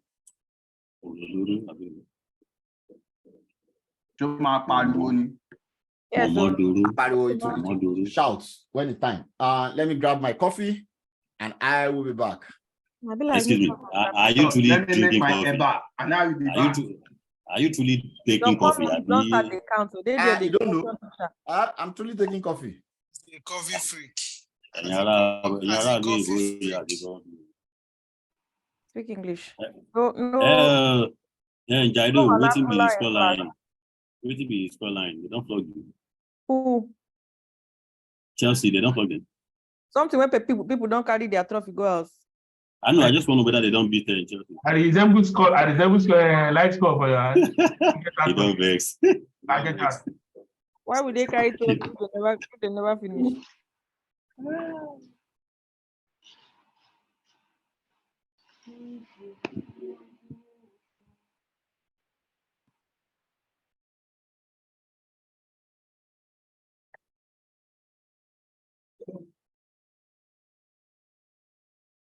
Be right back.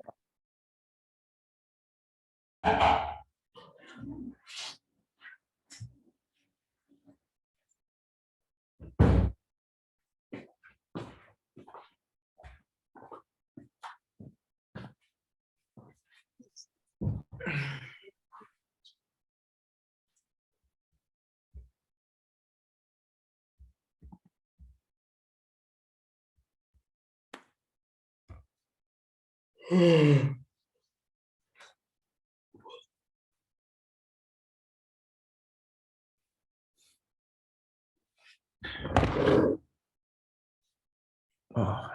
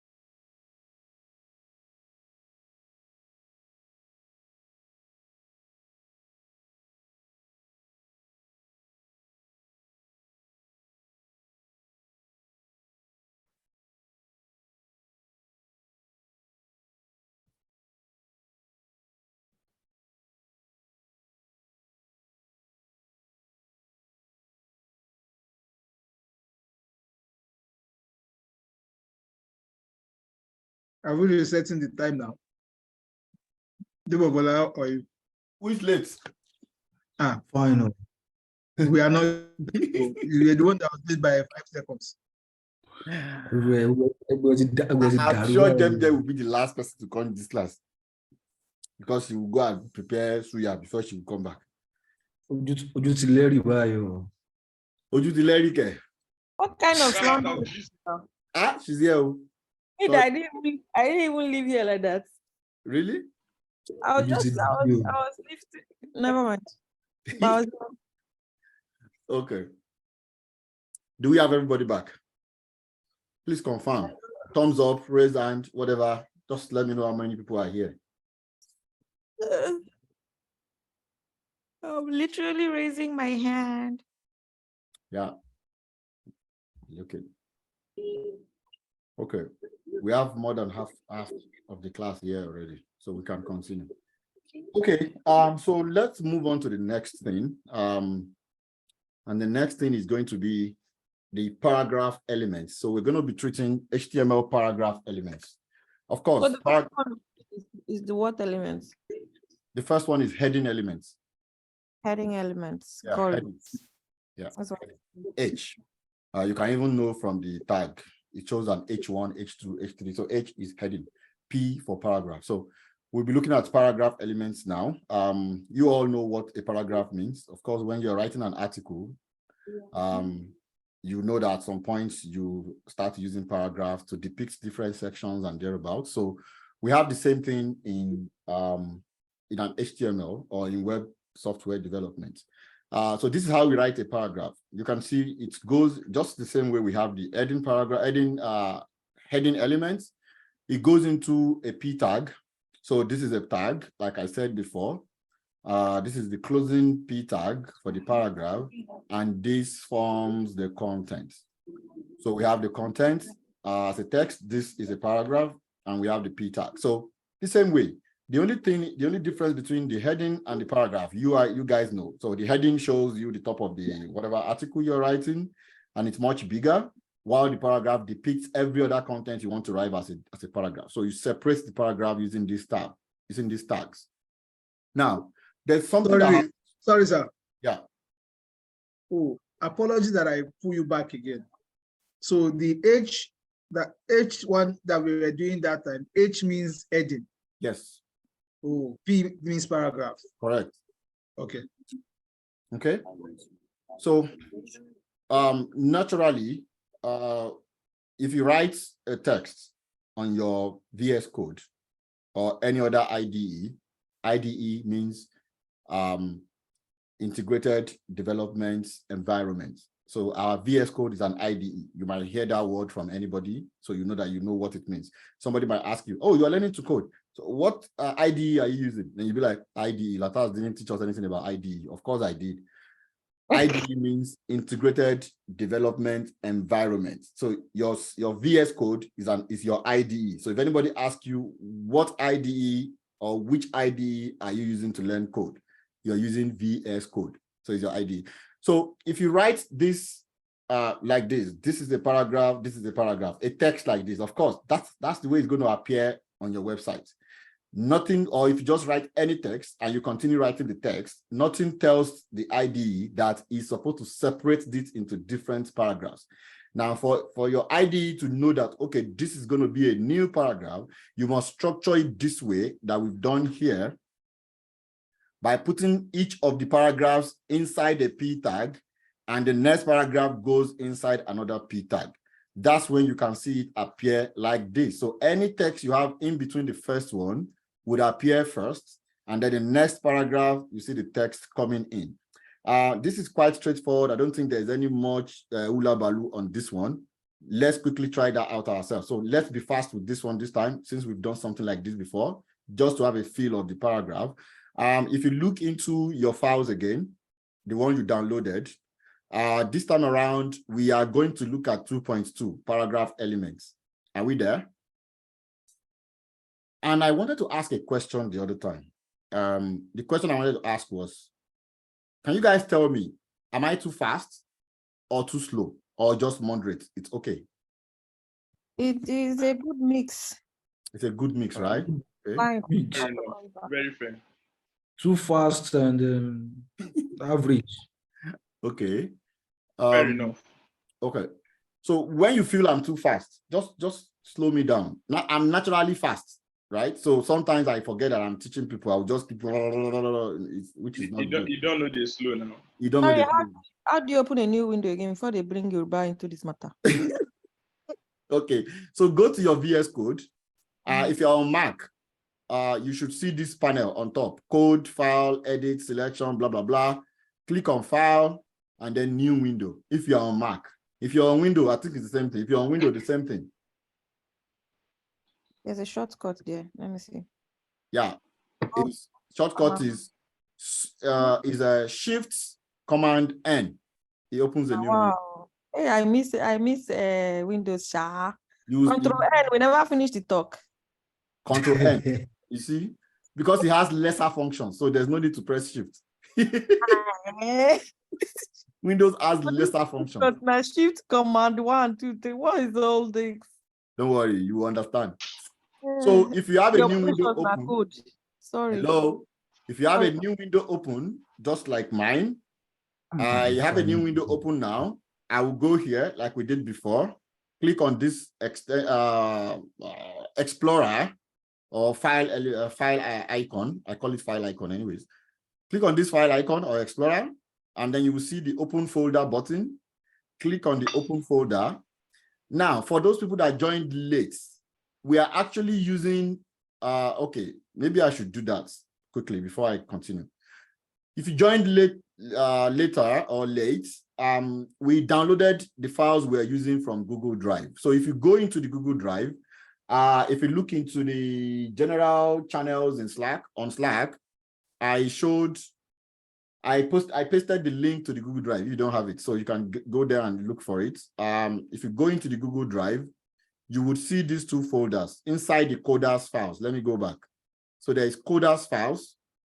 And if you double click coders files, you will see two folders: learning notes and video recordings. So in the learning notes, double click on the learning notes. There is a folder, a zipped folder, zipped file called lesson 2 docs. You need to click on the 3 dots and download it. Now, when you download it, try and save it somewhere you can easily access on your computer. You can actually put it on desktop if you want, but know that the more documents you save on your desktop, the slower your computer, whether Windows or Mac. So learn that if you don't know today.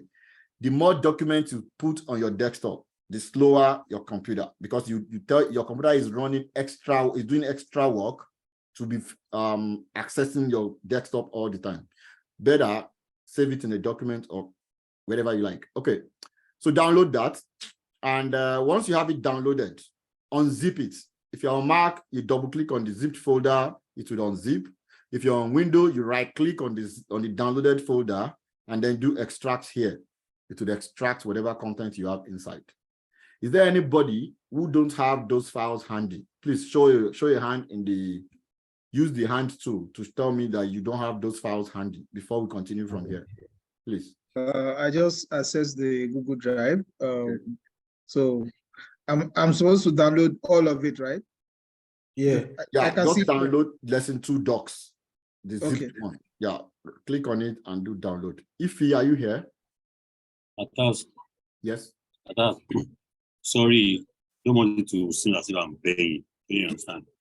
Instead of opening another file, is there a way we can incorporate this into the existing H1, H2 we've done instead of opening another file? Is it possible? Well, everything you are doing is still inside the same folder because you've not taken it out of where it is. I don't want you, I would have said you guys should open everything in that VS Code, but it will be distracting you. So I want you to open each section at a time. Later, if you have the time to study on your own, go back there. You will see everything is in the same place. That's the way I've arranged them. But I'm doing this because I don't want you to get distracted. Of course, we can throw everything into VS Code and just be grabbing the one we want. Is that what everybody wants?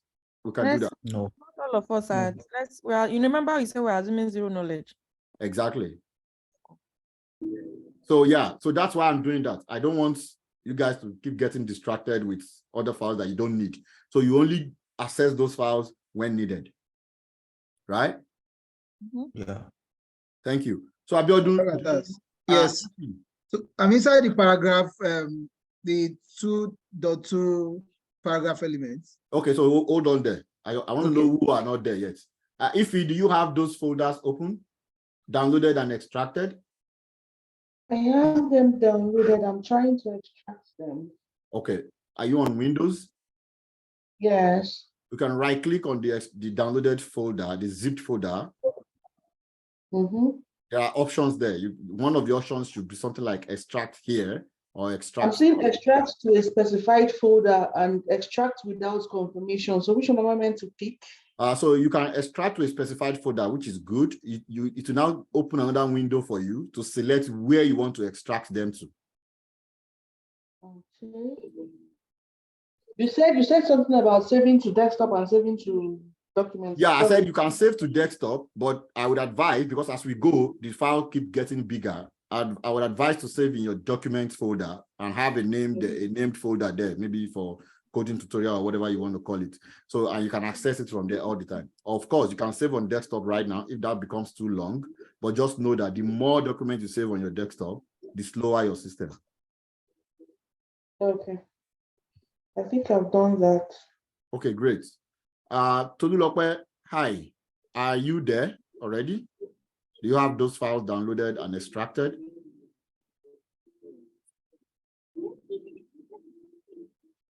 Okay. While I'm waiting to hear from Tolulope, we would continue. I will assume now that most of the people here have had it downloaded and extracted.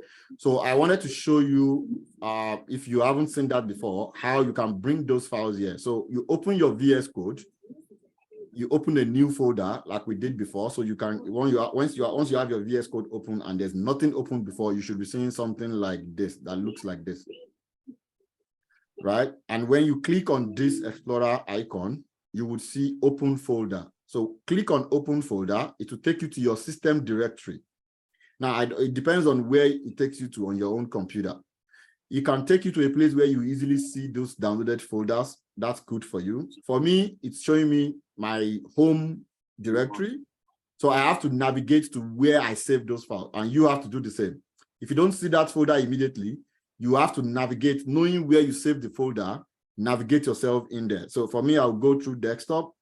I will go to coding tutorial. That's where I have it. I'll go to May 14 cohort. I'll go to lessons, lesson 2, and I'll see the downloaded file here, lesson 2 docs. So for you, if you're already here, you've seen lesson 2 docs, open lesson 2 docs, and then look for 2.2 paragraph elements. A single click on 2.2 paragraph elements and click on open would bring those contents into your VS Code. The other option, alternatively, is that you have those folders you have downloaded handy, you have it open here, 2.2 paragraph, open your VS Code on one side, drag the entire folder into VS Code. It will open it for you the same way. So choose the one that suits you. And we would continue in 1, 2, 3, 4. Sorry, please, I'm stuck. Okay. Open 2.2 paragraph element. Okay. So I'm meant to right click, right? No, just single click, not right click, normal click. A single click on it. Single click. I have goal and index. Don't you wait. Did you open it from inside VS Code? Yes. So I'm going to do that again. Look at me. New window. I don't have anything opened right now. You can see. You go here. Oh, sorry, I minimized. You go here on this Explorer. You click on it. Open folder. Navigate yourself to where the folder is. Now look at me when I get there. Lessons 2 doc. Look, this is the one you want to open. 2.2 paragraph element. A single click on it like this. Then you click on open. Okay. Right? I think I opened closing. Okay, so let me know if you have it open like this now.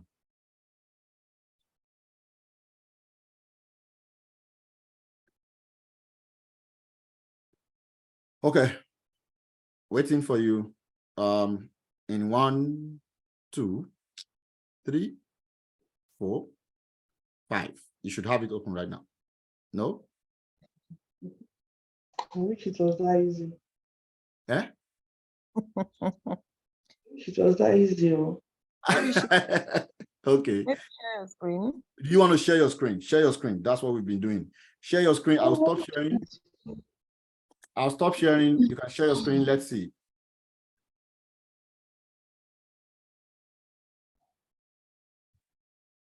Let's share the whole screen or just that.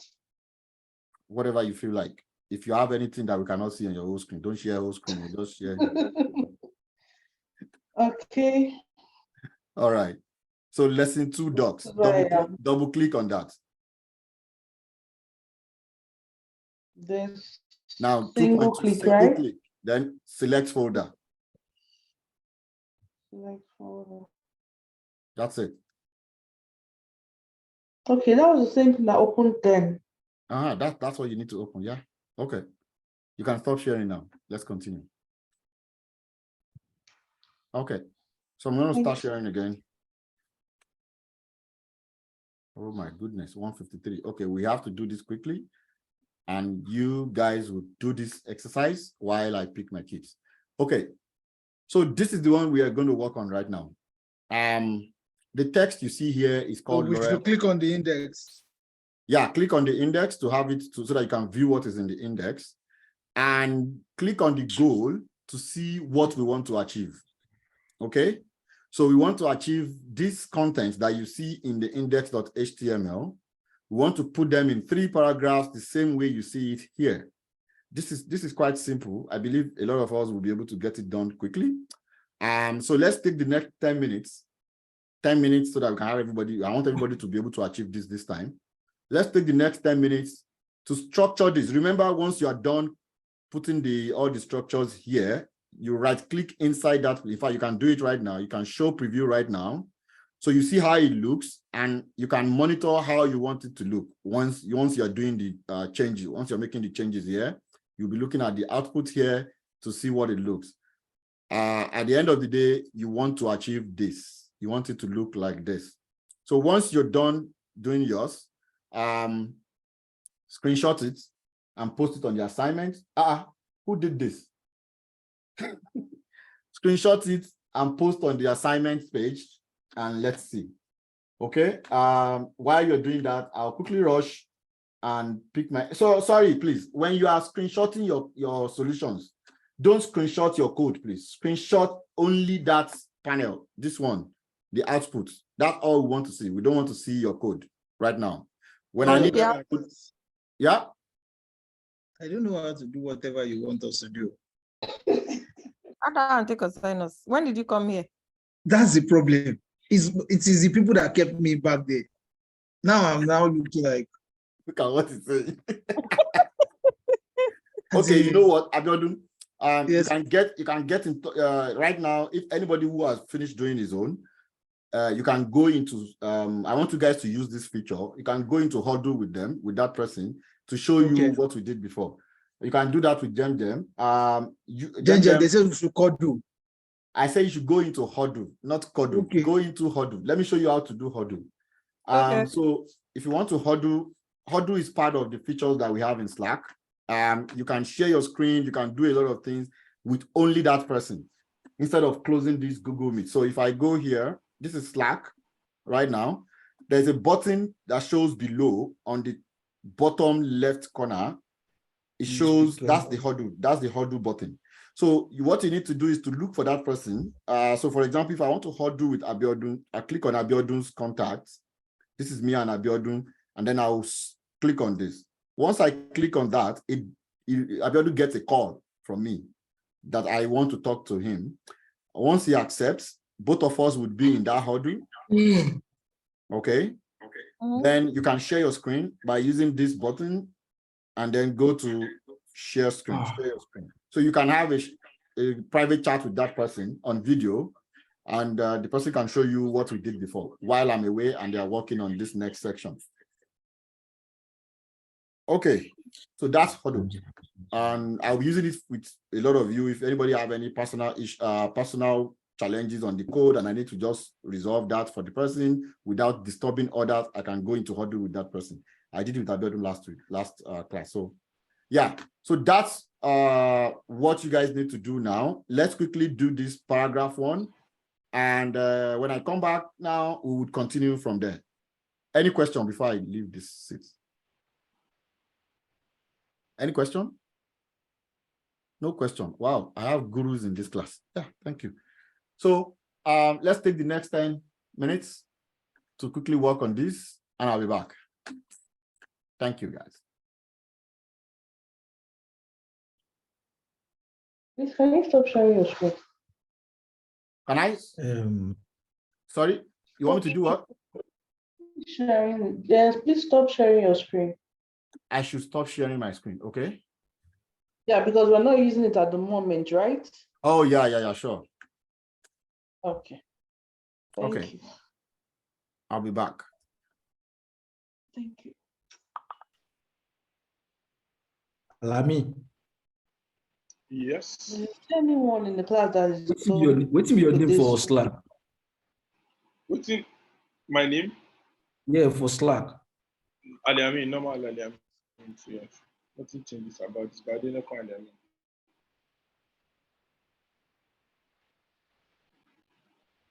Man, I can seems to find you here, man.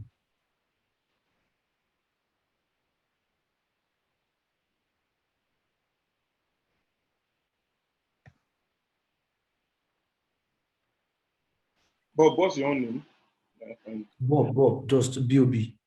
Okay, don't worry, I don't send you this.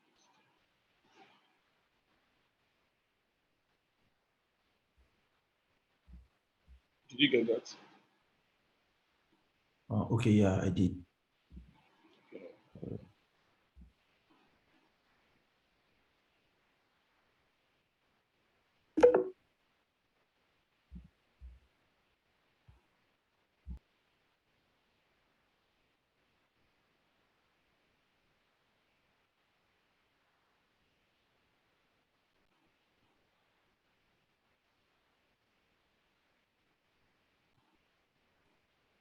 Hold on, please. Let me switch to my PC. I'm currently on my phone. Sorry, can you guys please mute? What did you say, Jen? Please mute. Please mute.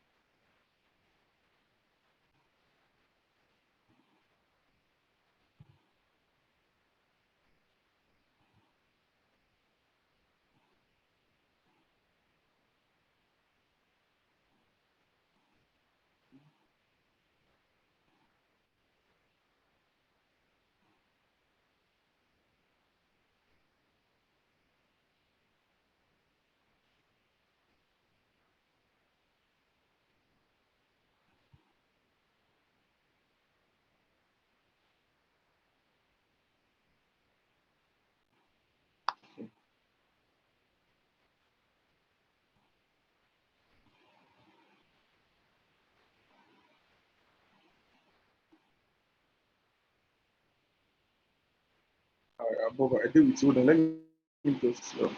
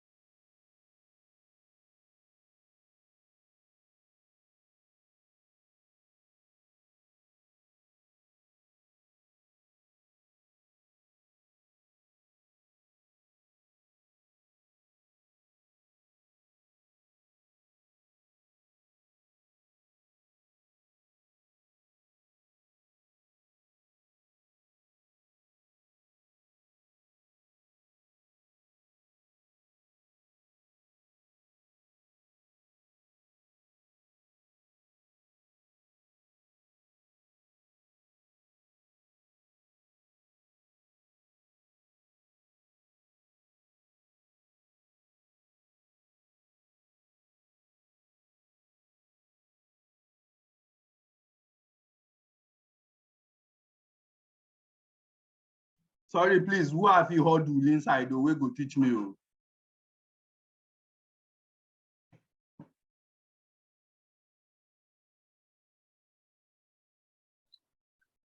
Wolf, you don't, are you done? Jamila Alpha now. Money, is that you? Namiu, I don't love. Yeah, You maybe you go don't me open. first. Maybe you don't open Make I another come meet you page. for Slack. I do am. Oh, yeah.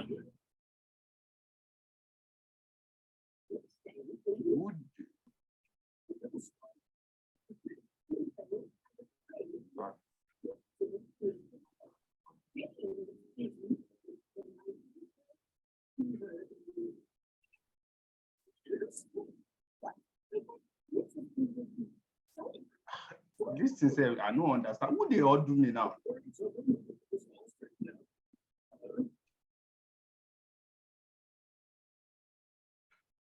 Oh my, anything while we do. I'm coming. Okay.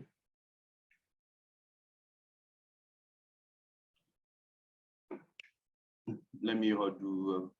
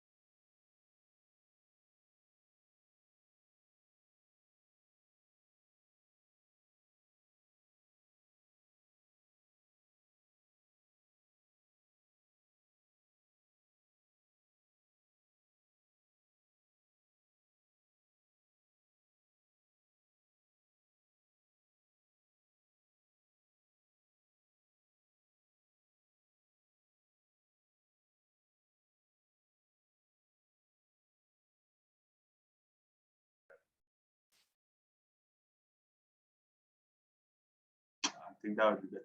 I keep they hold you now. I know they talk now. Even Wolf said, where they are, they hold you, I know answer me. You don't feel I'm talk. Oh, yeah, send the request again. Send them again. Send them again.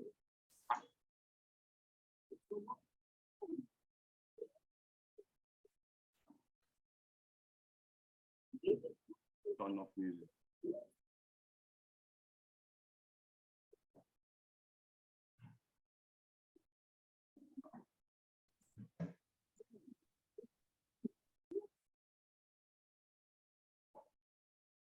Okay.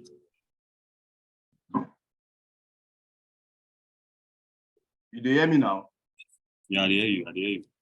Oh, yeah, make I close, mute mic for Zoom.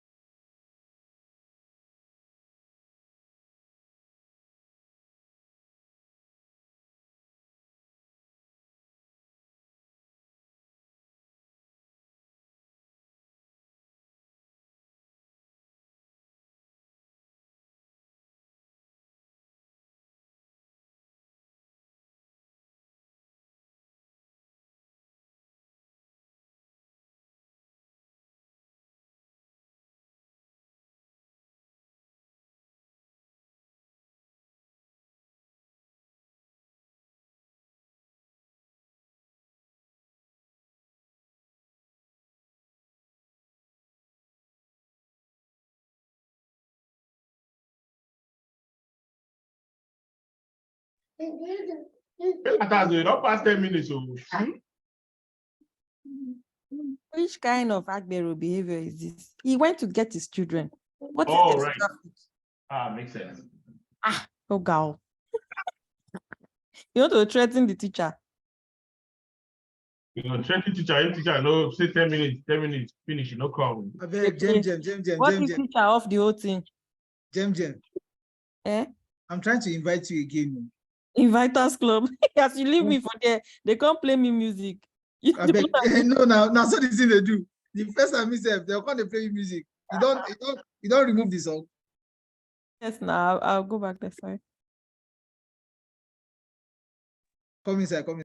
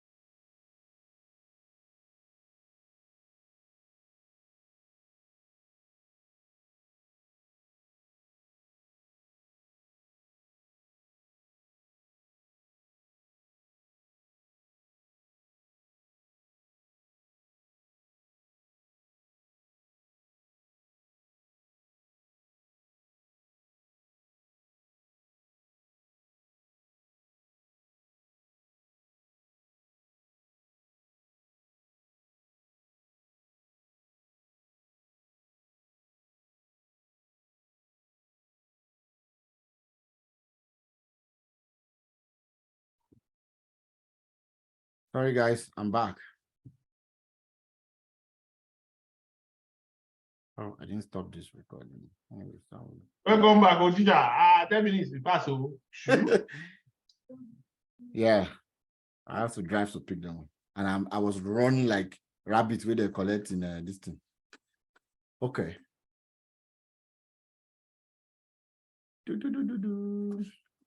Okay, I'm back. Oh, do we have everybody here? Or we don't go chop food? Come back. Oh, we are back. Okay, sir.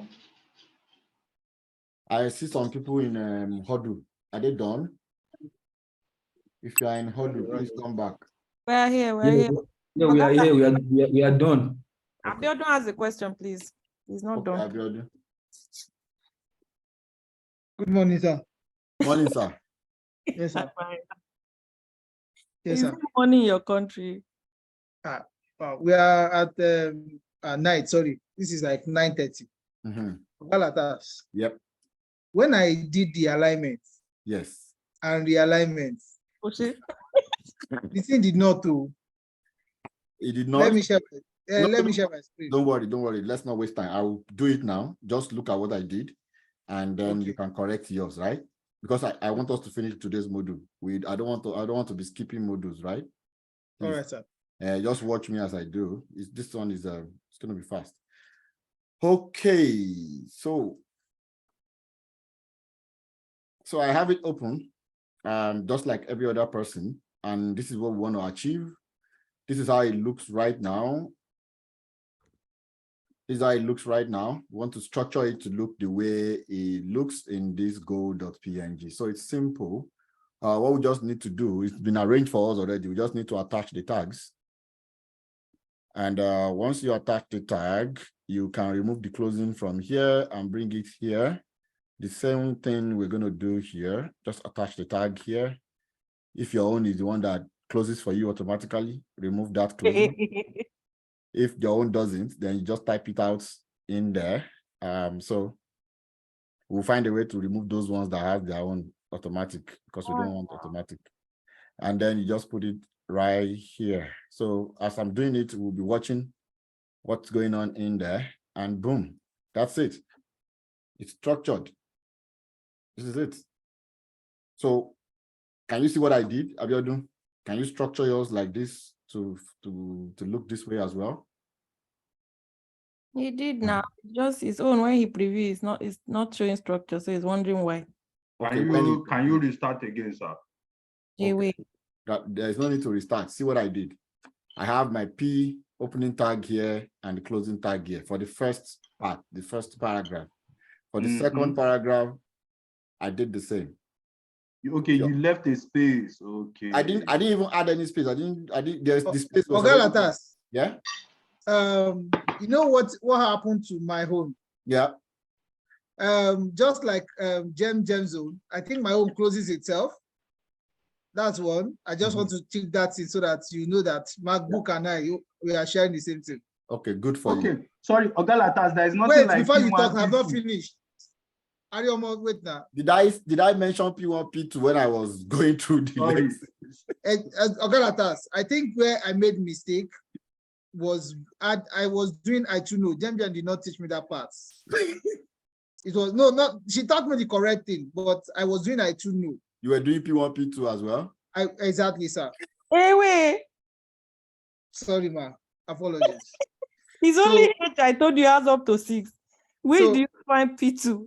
Because I was thinking it was like that because we are coming down. Okay. So that's fine. I believe everybody now understands it now. If you didn't get it right before, yeah, you now see that. You can try that later. Not to waste too much time. Let's go back to our class. So we tried that exercise 2, and the next one we're going to do is to talk about the standard practices when it comes to paragraph text. So for paragraph text, I know some people might be pushed to do something like this. So you have 2 paragraphs. Instead of you to wrap the 2 paragraphs in a separate paragraph, opening and closing tags, somebody might think, okay, let's wrap the 2 of them in a paragraph tag and do a breaker, although you don't know how to break right now. But once you know how to break, don't make this mistake. This is still going to give you the same thing. It's going to look exactly like what it looks like when we did it correctly, but this is a bad practice. You cannot have 2 paragraphs inside a single paragraph tag. It is not done. So don't do this whenever you know how to use breaking point, and that's what we're going to next. But don't do this. So do this. Always make sure you have separate paragraphs inside separate paragraph tags. We're going to go into void elements. So we have HTML void elements, and they are also called self-closing tags. So you've seen where we have in the previous ones where you have an opening tag and then you have a closing tag. Now there are some tags that doesn't have opening and closing. They are actually self-closing. One of them is the horizontal tag, horizontal element, and the breaking element or the break line element. Now, we're going to look at the horizontal element. It's actually written this way. So unlike before, where you have something like, unlike before, where you have something like this, opening and closing. This time it is self-closing. So there is the first angular braces, the element or the tag element, and then the closing / with the closing angle braces. This forms a whole element. So remember, when you have any self-closing element, it has only 2 of this and the / afterwards. So this is the closing element. This is the self-closing element. The same thing we have in break line.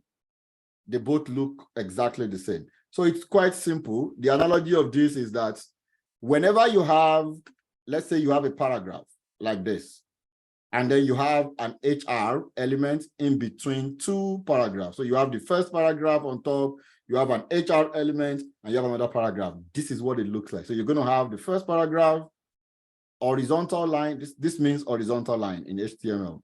And then you have the next paragraph. So it kind of divides it. And another thing it does is that it separates the 2 of them.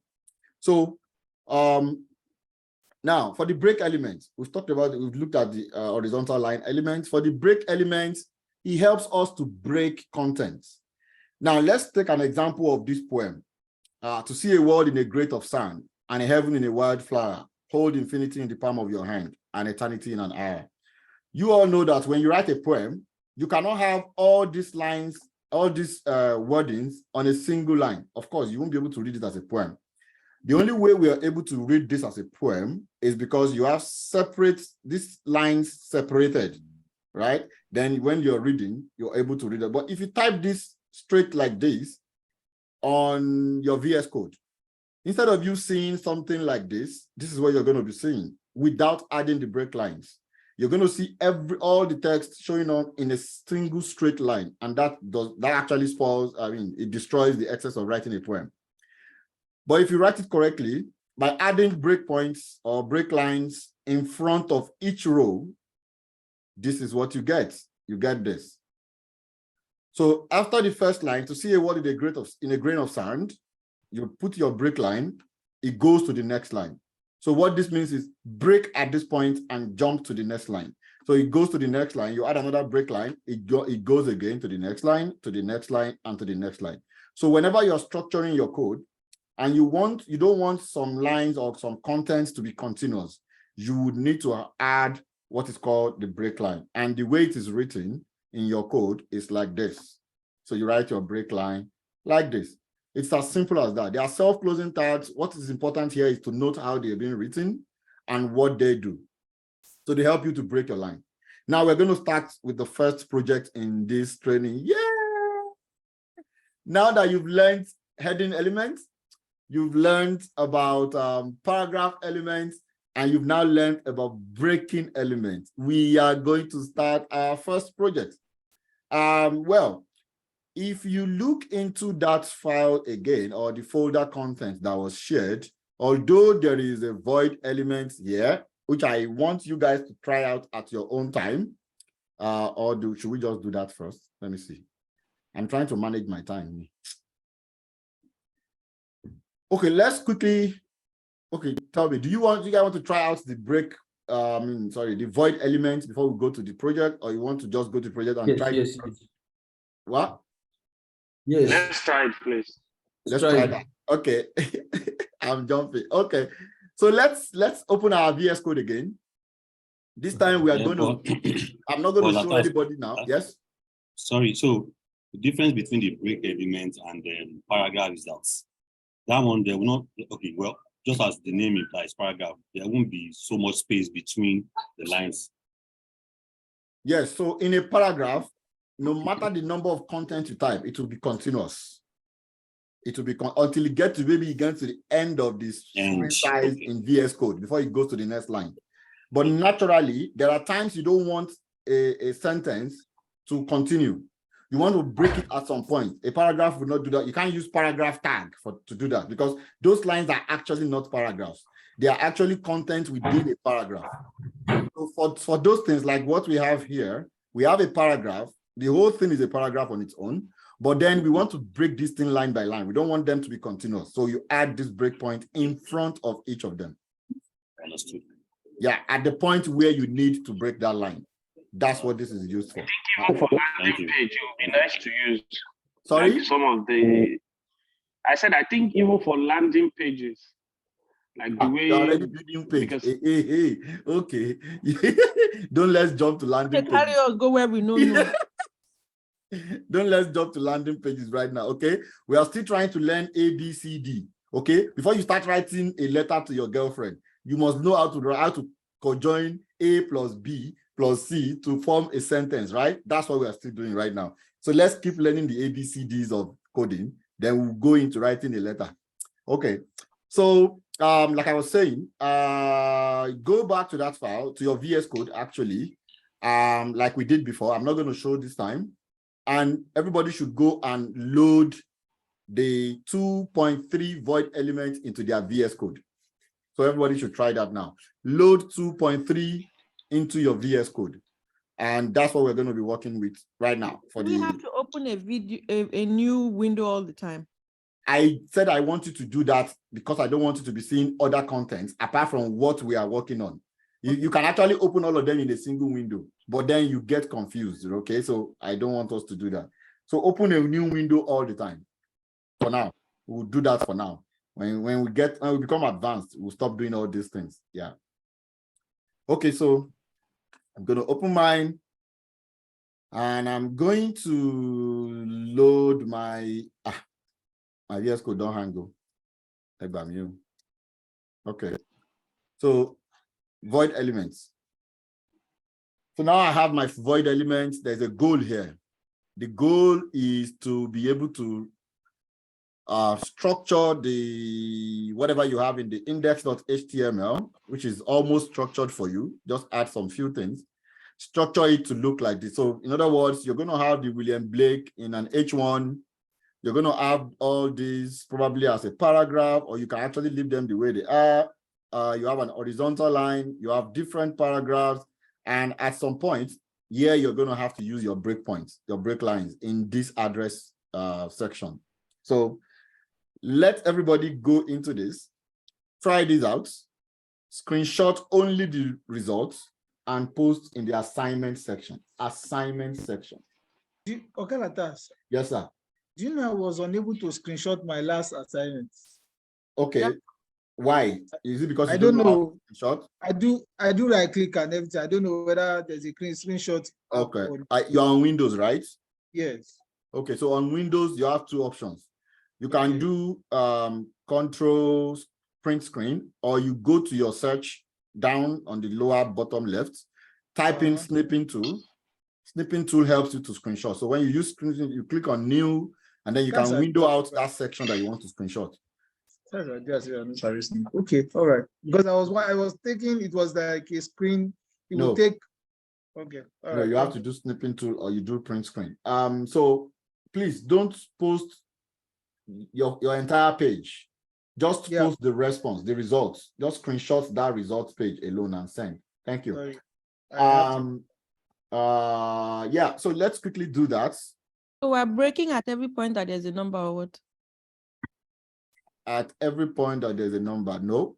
So look at this. Look at this and put the goal on the side. Mm-hmm. So you can see the structures have not changed. It's still the same. The only thing is you need to put them in paragraphs. So right now, the way it looks, let's see the way it looks right now. Horrible, right? Look at it. Not structured at all. Everything looks clumsy. And we want it to look like this. So apply all those tags that you have learned, the tags and the elements, and make it look like this. Oh, God. Yeah. Now, we talk with this. One person don't go share this thing for. Now, waiting with the talk with this. Now, why? Don't look at it. Just leave it. Don't look at it. Just forget him and do your own. Anyways, Babajide, your address fields is kind of not aligning with what we have. So your address field, I think, is in H2 or H3, whatever you have used. But then you don't need to use any H word, any H anything. Just leave it as text or leave it as paragraph. In fact, don't add any tag to that. Just add your breakpoints wherever necessary. They shouldn't be in H2 or H3. Okay. Yeah, I think that's all right. That's the only thing. Other things look good. So let's do that, and then we'll go into today's project. Let's start with project one. Yeah. 1 second. One is not projects like this. This is not project. This is just exercise. It's just one of your class exercise. So we're just yeah. Whatever it is. Okay, Latas. Yeah. Okay, the HR tag is supposed to be a closed tag, right? It's a self-closing tag. That's what we just finished learning, yeah? But the problem is when I run it as a self-closing tag, it's not working. But if I remove the close, it's working. You remove the what? If I remove the backslash, it will work. Okay. But if I put the backslash, it's not working. Okay. Yeah, I wanted to address that. The forward slash should work. Removing the forward slash should still make it work. I wanted to address that after you must have done your exercise. So you guys can listen. You can actually write the self-closing tags without the forward slashes. Let's go back there. So like this, you can write it like this without the self-closing. So you can write, where's my pen? So you can write like this. It would still do the job for you, but that is not standard practice. And another thing is, when you start writing codes, you're not the only one that will be reading your codes. There will be other people that will be reading your code. There will be newcomers that will be reading your code. There will be seniors and everybody. You don't want them to be thinking what you're trying to do here. So this is not a standard practice. Albeit it would work. So always have your forward slash. Now, if your forward slash is not working for you, there must be something you're doing wrong, Majid. Look at the way it's structured. Is this how you wrote it? Maybe you put the forward slash in the wrong place. Maybe you put it. Okay. My bad. I take the blame. I take the blame. We can't use both. We are not using the paragraph syntax, right? We are just use the breakpoints, right? I don't know. Structure it to look exactly like that. Let's see what you come up with. Wolf of Aberdeen, don't screenshot your code. Screenshot only your solution. Okay, only the output. That's what we want to see, right? So that other people too can try without looking at what you posted there. That's the idea. Okay. And don't post it on general, post it on assignment. Don't let us mess up every channel with screenshots. It should only go, it's actually supposed to go on class exercises, but I forgot to invite everybody there. So I'll invite you against next class. For today, post all these works on assignment channel, not general. Please, guys. Thank you. We have just 3 minutes to finish that, and then we'll go to the projects for today. I know we have less than 15 minutes to round up this class. The project can be taken home and posting it on the channel whenever you are done with it before the next class. I don't want to keep us beyond 3, since we said we're going to be doing 12 to 3. Let me close my door. These guys are making noise. Yes, sir. Please, have you deleted that stuff for me? I want to delete it. I can't find it again. Delete what? I think I misplaced it. The stuff you corrected me on. I forgot what I corrected you on. How did you guys put the line there? I've seen the line. Someone so. Yeah, that's the HR element. HR element. Yeah. Okay. Oh, I didn't even see that you don't have that before. Can you imagine? How did I miss that? Tisha. How did I miss that?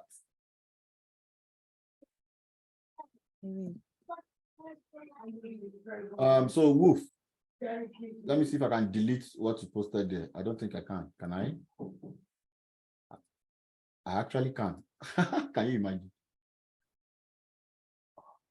Okay. Thank you, sir. The first one. Thank you. Okay.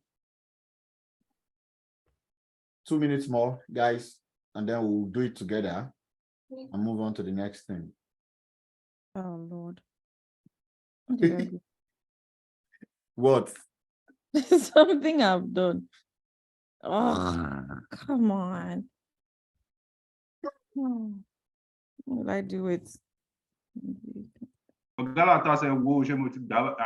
gotten it? Okay. Yeah, I think so. Yeah, it looks the same. Don't screenshot the solution and send back to me, oh guys. The one I posted. I mean the PNG. Oh, no, because the PNG is you cut short something. Okay, everybody that does it, you catch them. I remember what we used to do when I was in book camp. So this is your crime. Because you know we're plenty in that class now. Like I think in my cohort we're 55 or so. Before the instructor finished giving the assignment like this, go down the solution. And dull guy like me, we don't be fast. I can just screenshot the solution when there's stand that back and then take.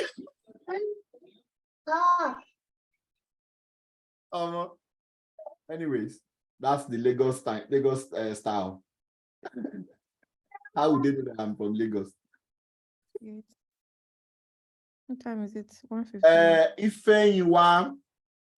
Yeah, I saw your solution. Yeah, you have most of the structures in place except the heading, William Blake. Your William Blake seems not to have. If you look at when I learned that, I'll start using. Okay, you have not learned that. Not learned that, but I wasn't around when that was taught. Yeah, that's why I said you should have connected with somebody on Huddle to quickly get. I tried. When we had the break, what I was trying to get done was the last assignment that was given, and it was a bit really challenging for me. Oh, okay. I wasn't there when we started. No worries. in the speed to get that done, I didn't really get the full part. So I just did the one I learned now. Right? But No worries, you can always kind of grab it back after or just reach Yeah, out to anybody. when I do the replay, I will get that. Okay, nice. Okay. Yeah, well, Okay. you're sleepy. That's the only thing. Alani, Because got your Papa is in class. Don't worry. Once I finish, I did. I don't know. Latas. You don't Yes. want to forget. So that should be at home. Sorry, I wanted to ask a question. Finish. Wait, before you ask the question, just hold Supposed to on. be finishing like Jem, okay, I think it looks bold to me. Okay, I think it's fine. I was looking at your paragraph. It looks bold. Did you put them in a tag? My paragraph looks what? The text looks kind of bold. I guess maybe you're because So I just did full screen. okay. But it matches with the text on the address. Yes, it does. The text were looking bold. That's why I was asking. I know. Just enlarge my screen. So. Okay. And Bob, yeah, that's nice. Somebody was asking me something. Majid. Okay, so pretty much what I wanted to ask is not directly this, but conventionally, I know for an HTML document, you start with the HTML head and the likes. Is there a reason why we are not doing that now? Yeah, because we're not building a website yet. So what it's asking us is that conventionally, when you are writing an HTML file or HTML code, there are some preliminaries that you need to do. You need to add some headers, some footers, some little things that comes first. Those things help our browser to be able to identify what we wrote on the page. Right now, we are not loading to the browser. We are not building a real website yet. We are still learning, like I said, we are still learning A, B, C, D. We don't need those initial stuff to come in here at all. But you already added what's it called? We are using live preview. You had pop, you had milk. Who is I that? do. Mute yourself.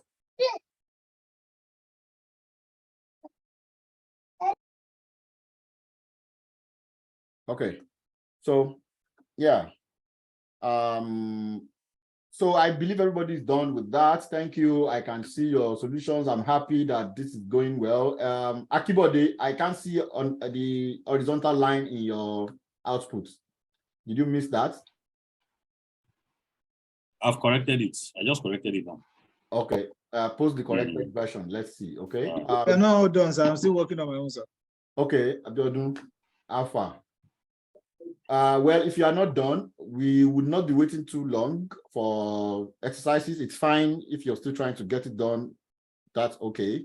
But then we'll still try to keep to time. So I will quickly go through it together. So let's solve it together. So this is what we want to achieve, right? And we have this. This is the content. So what I will do first is to cut this out and put it in an H1 tag. And with this, if I preview, I already have William Blake showing up. And then I have the addresses here. I don't have to do much. I can actually throw all the addresses in a paragraph tag.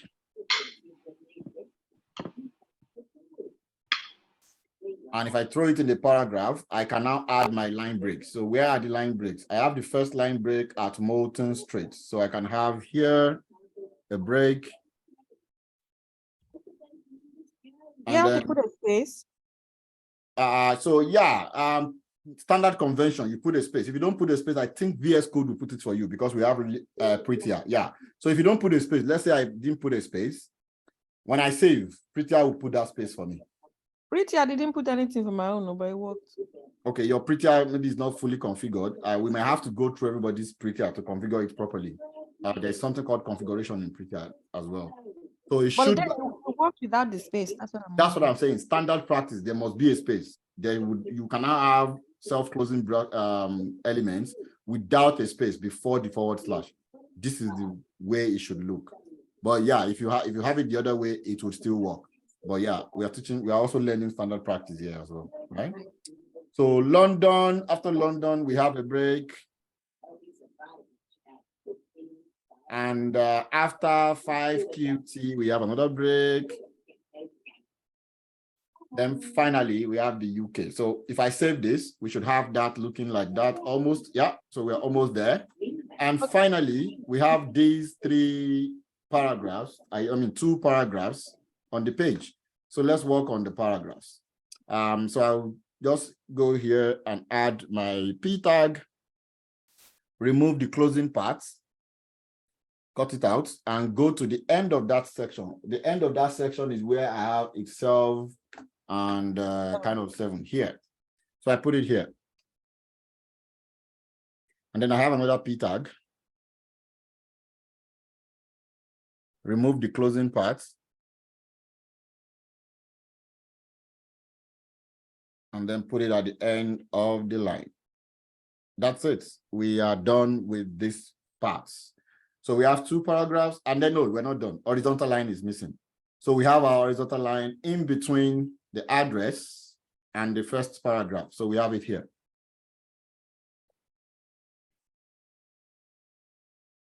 That's all. Because if you, I already know it works, but just for standard practice, if you don't put the second paragraph in a paragraph, like then it is not a paragraph. I'm sorry. The second, your second paragraph, that would be the address line, not this one. You mean this one? You have 4 paragraphs currently, yes. I have 3 paragraphs. I have 1. I have 2. Oh yeah, so first paragraph.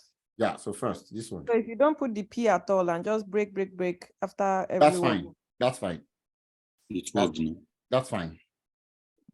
You don't have to. I said it when I was explaining that you don't have to put it in any tag. Just make sure you have your breakpoints where they need to. But you can see a difference here. So if you don't put that P tag, you see the horizontal line becomes very close to that address. Look at this. There is an equidistance between here and here. So the distance between the line and the UK and line and the William is the same. But when you don't put it in a tag, you see it reduces the distance here. And the reason why that happens, I'm going to explain to you guys when we get to that section where we'll be inspecting the elements and how they are being formed. There's something called the box shape element. All the elements are represented on the page as a box. Each box has padding. So that padding is missing here.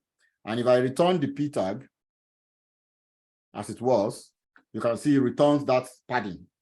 So that would be a reason why you need to wrap this in the paragraph tag. Just an explanation. Okay.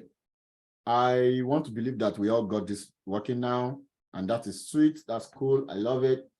Keep it going. Let's keep the spirit. So finally, with the little that we've learned today, I mentioned earlier that there is a lot of those HTML elements and tags, right? We are going to be treating the most important ones to build a page, but there are millions and hundreds of others, right? Which you are going to keep learning as we progress. Sometimes there are some that you need that you have never heard about before, but as a software developer, you don't just code based on what you already know. There's always going to be documentations to check.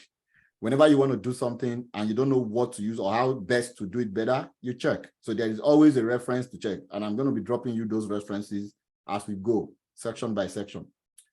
So right now, we've looked at the horizontal and break elements. Now we're going to be looking at the projects.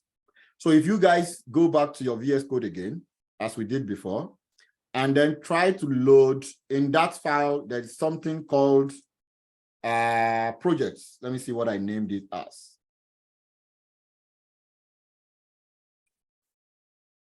Lessons 2. Why is my VS Code hanging at this point? Is there any problem? 2.4 movie ranking projects. So try to load that into your VS Code. And if you load it, this is what we want to build this time. It's actually trying to bring in everything that we've learned today together. But the idea behind this project is that because this is going to be a full-blown project later on, but for now, this is what we're going to do. The idea behind it is that sometimes you watch a lot of movies, you forgot about the movie you've watched, and someone asks you about it, you forgot about it and all that. You want to try and keep a library of the movies you've watched and the title of the movies and why you think the movies are great. So this is what you guys are going to be doing for me today. as a project. You don't have to finish it in this class. It's already past our class time.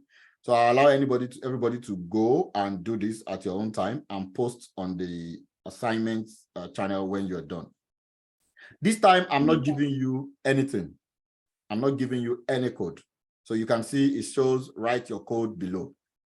What I want you guys to do for me is to write this. The best movie according to yourself, you put your name and let it appear like this. Your top 3 movies at all time, like that, have an horizontal line, and then list your top 3. So you list it under a subheading, and then you put the reason why that movie is the best. You think if it should be part of the top 3. For each of them, do it like that. And that's it. That's the project for now. So you tell us your top 3 movies of all time. And when you're done, screenshot the solution and put it in the project, sorry, not assignment, in the project channel. There's a project channel, which I think, or I believe I have invited everybody into. So post that solution in the project channel and I will look at them once they come in. Thank you, Abiodun. I see your solution. That's perfect. Thank you. Like I said, you forgot to wrap your address in a paragraph. Try and do that so that you can have that horizontal line, not squishy after the address field, just to make it equal distance. Okay.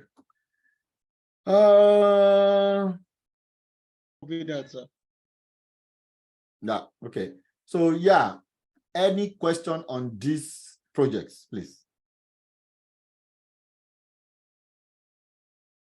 Ogalatas, my question is for the top 3 movies, like our response on why we probably pick, can it just be a one-liner like yours too? What do you mean one-liner? Like your own is just, this is my favorite anime. I love the beautiful images. Full stop. Like no, you can add some styles. You can kind of be creative with it. Right? I just want to see everybody using those things that we've learned today. Be creative with it. It doesn't have to be one-liner.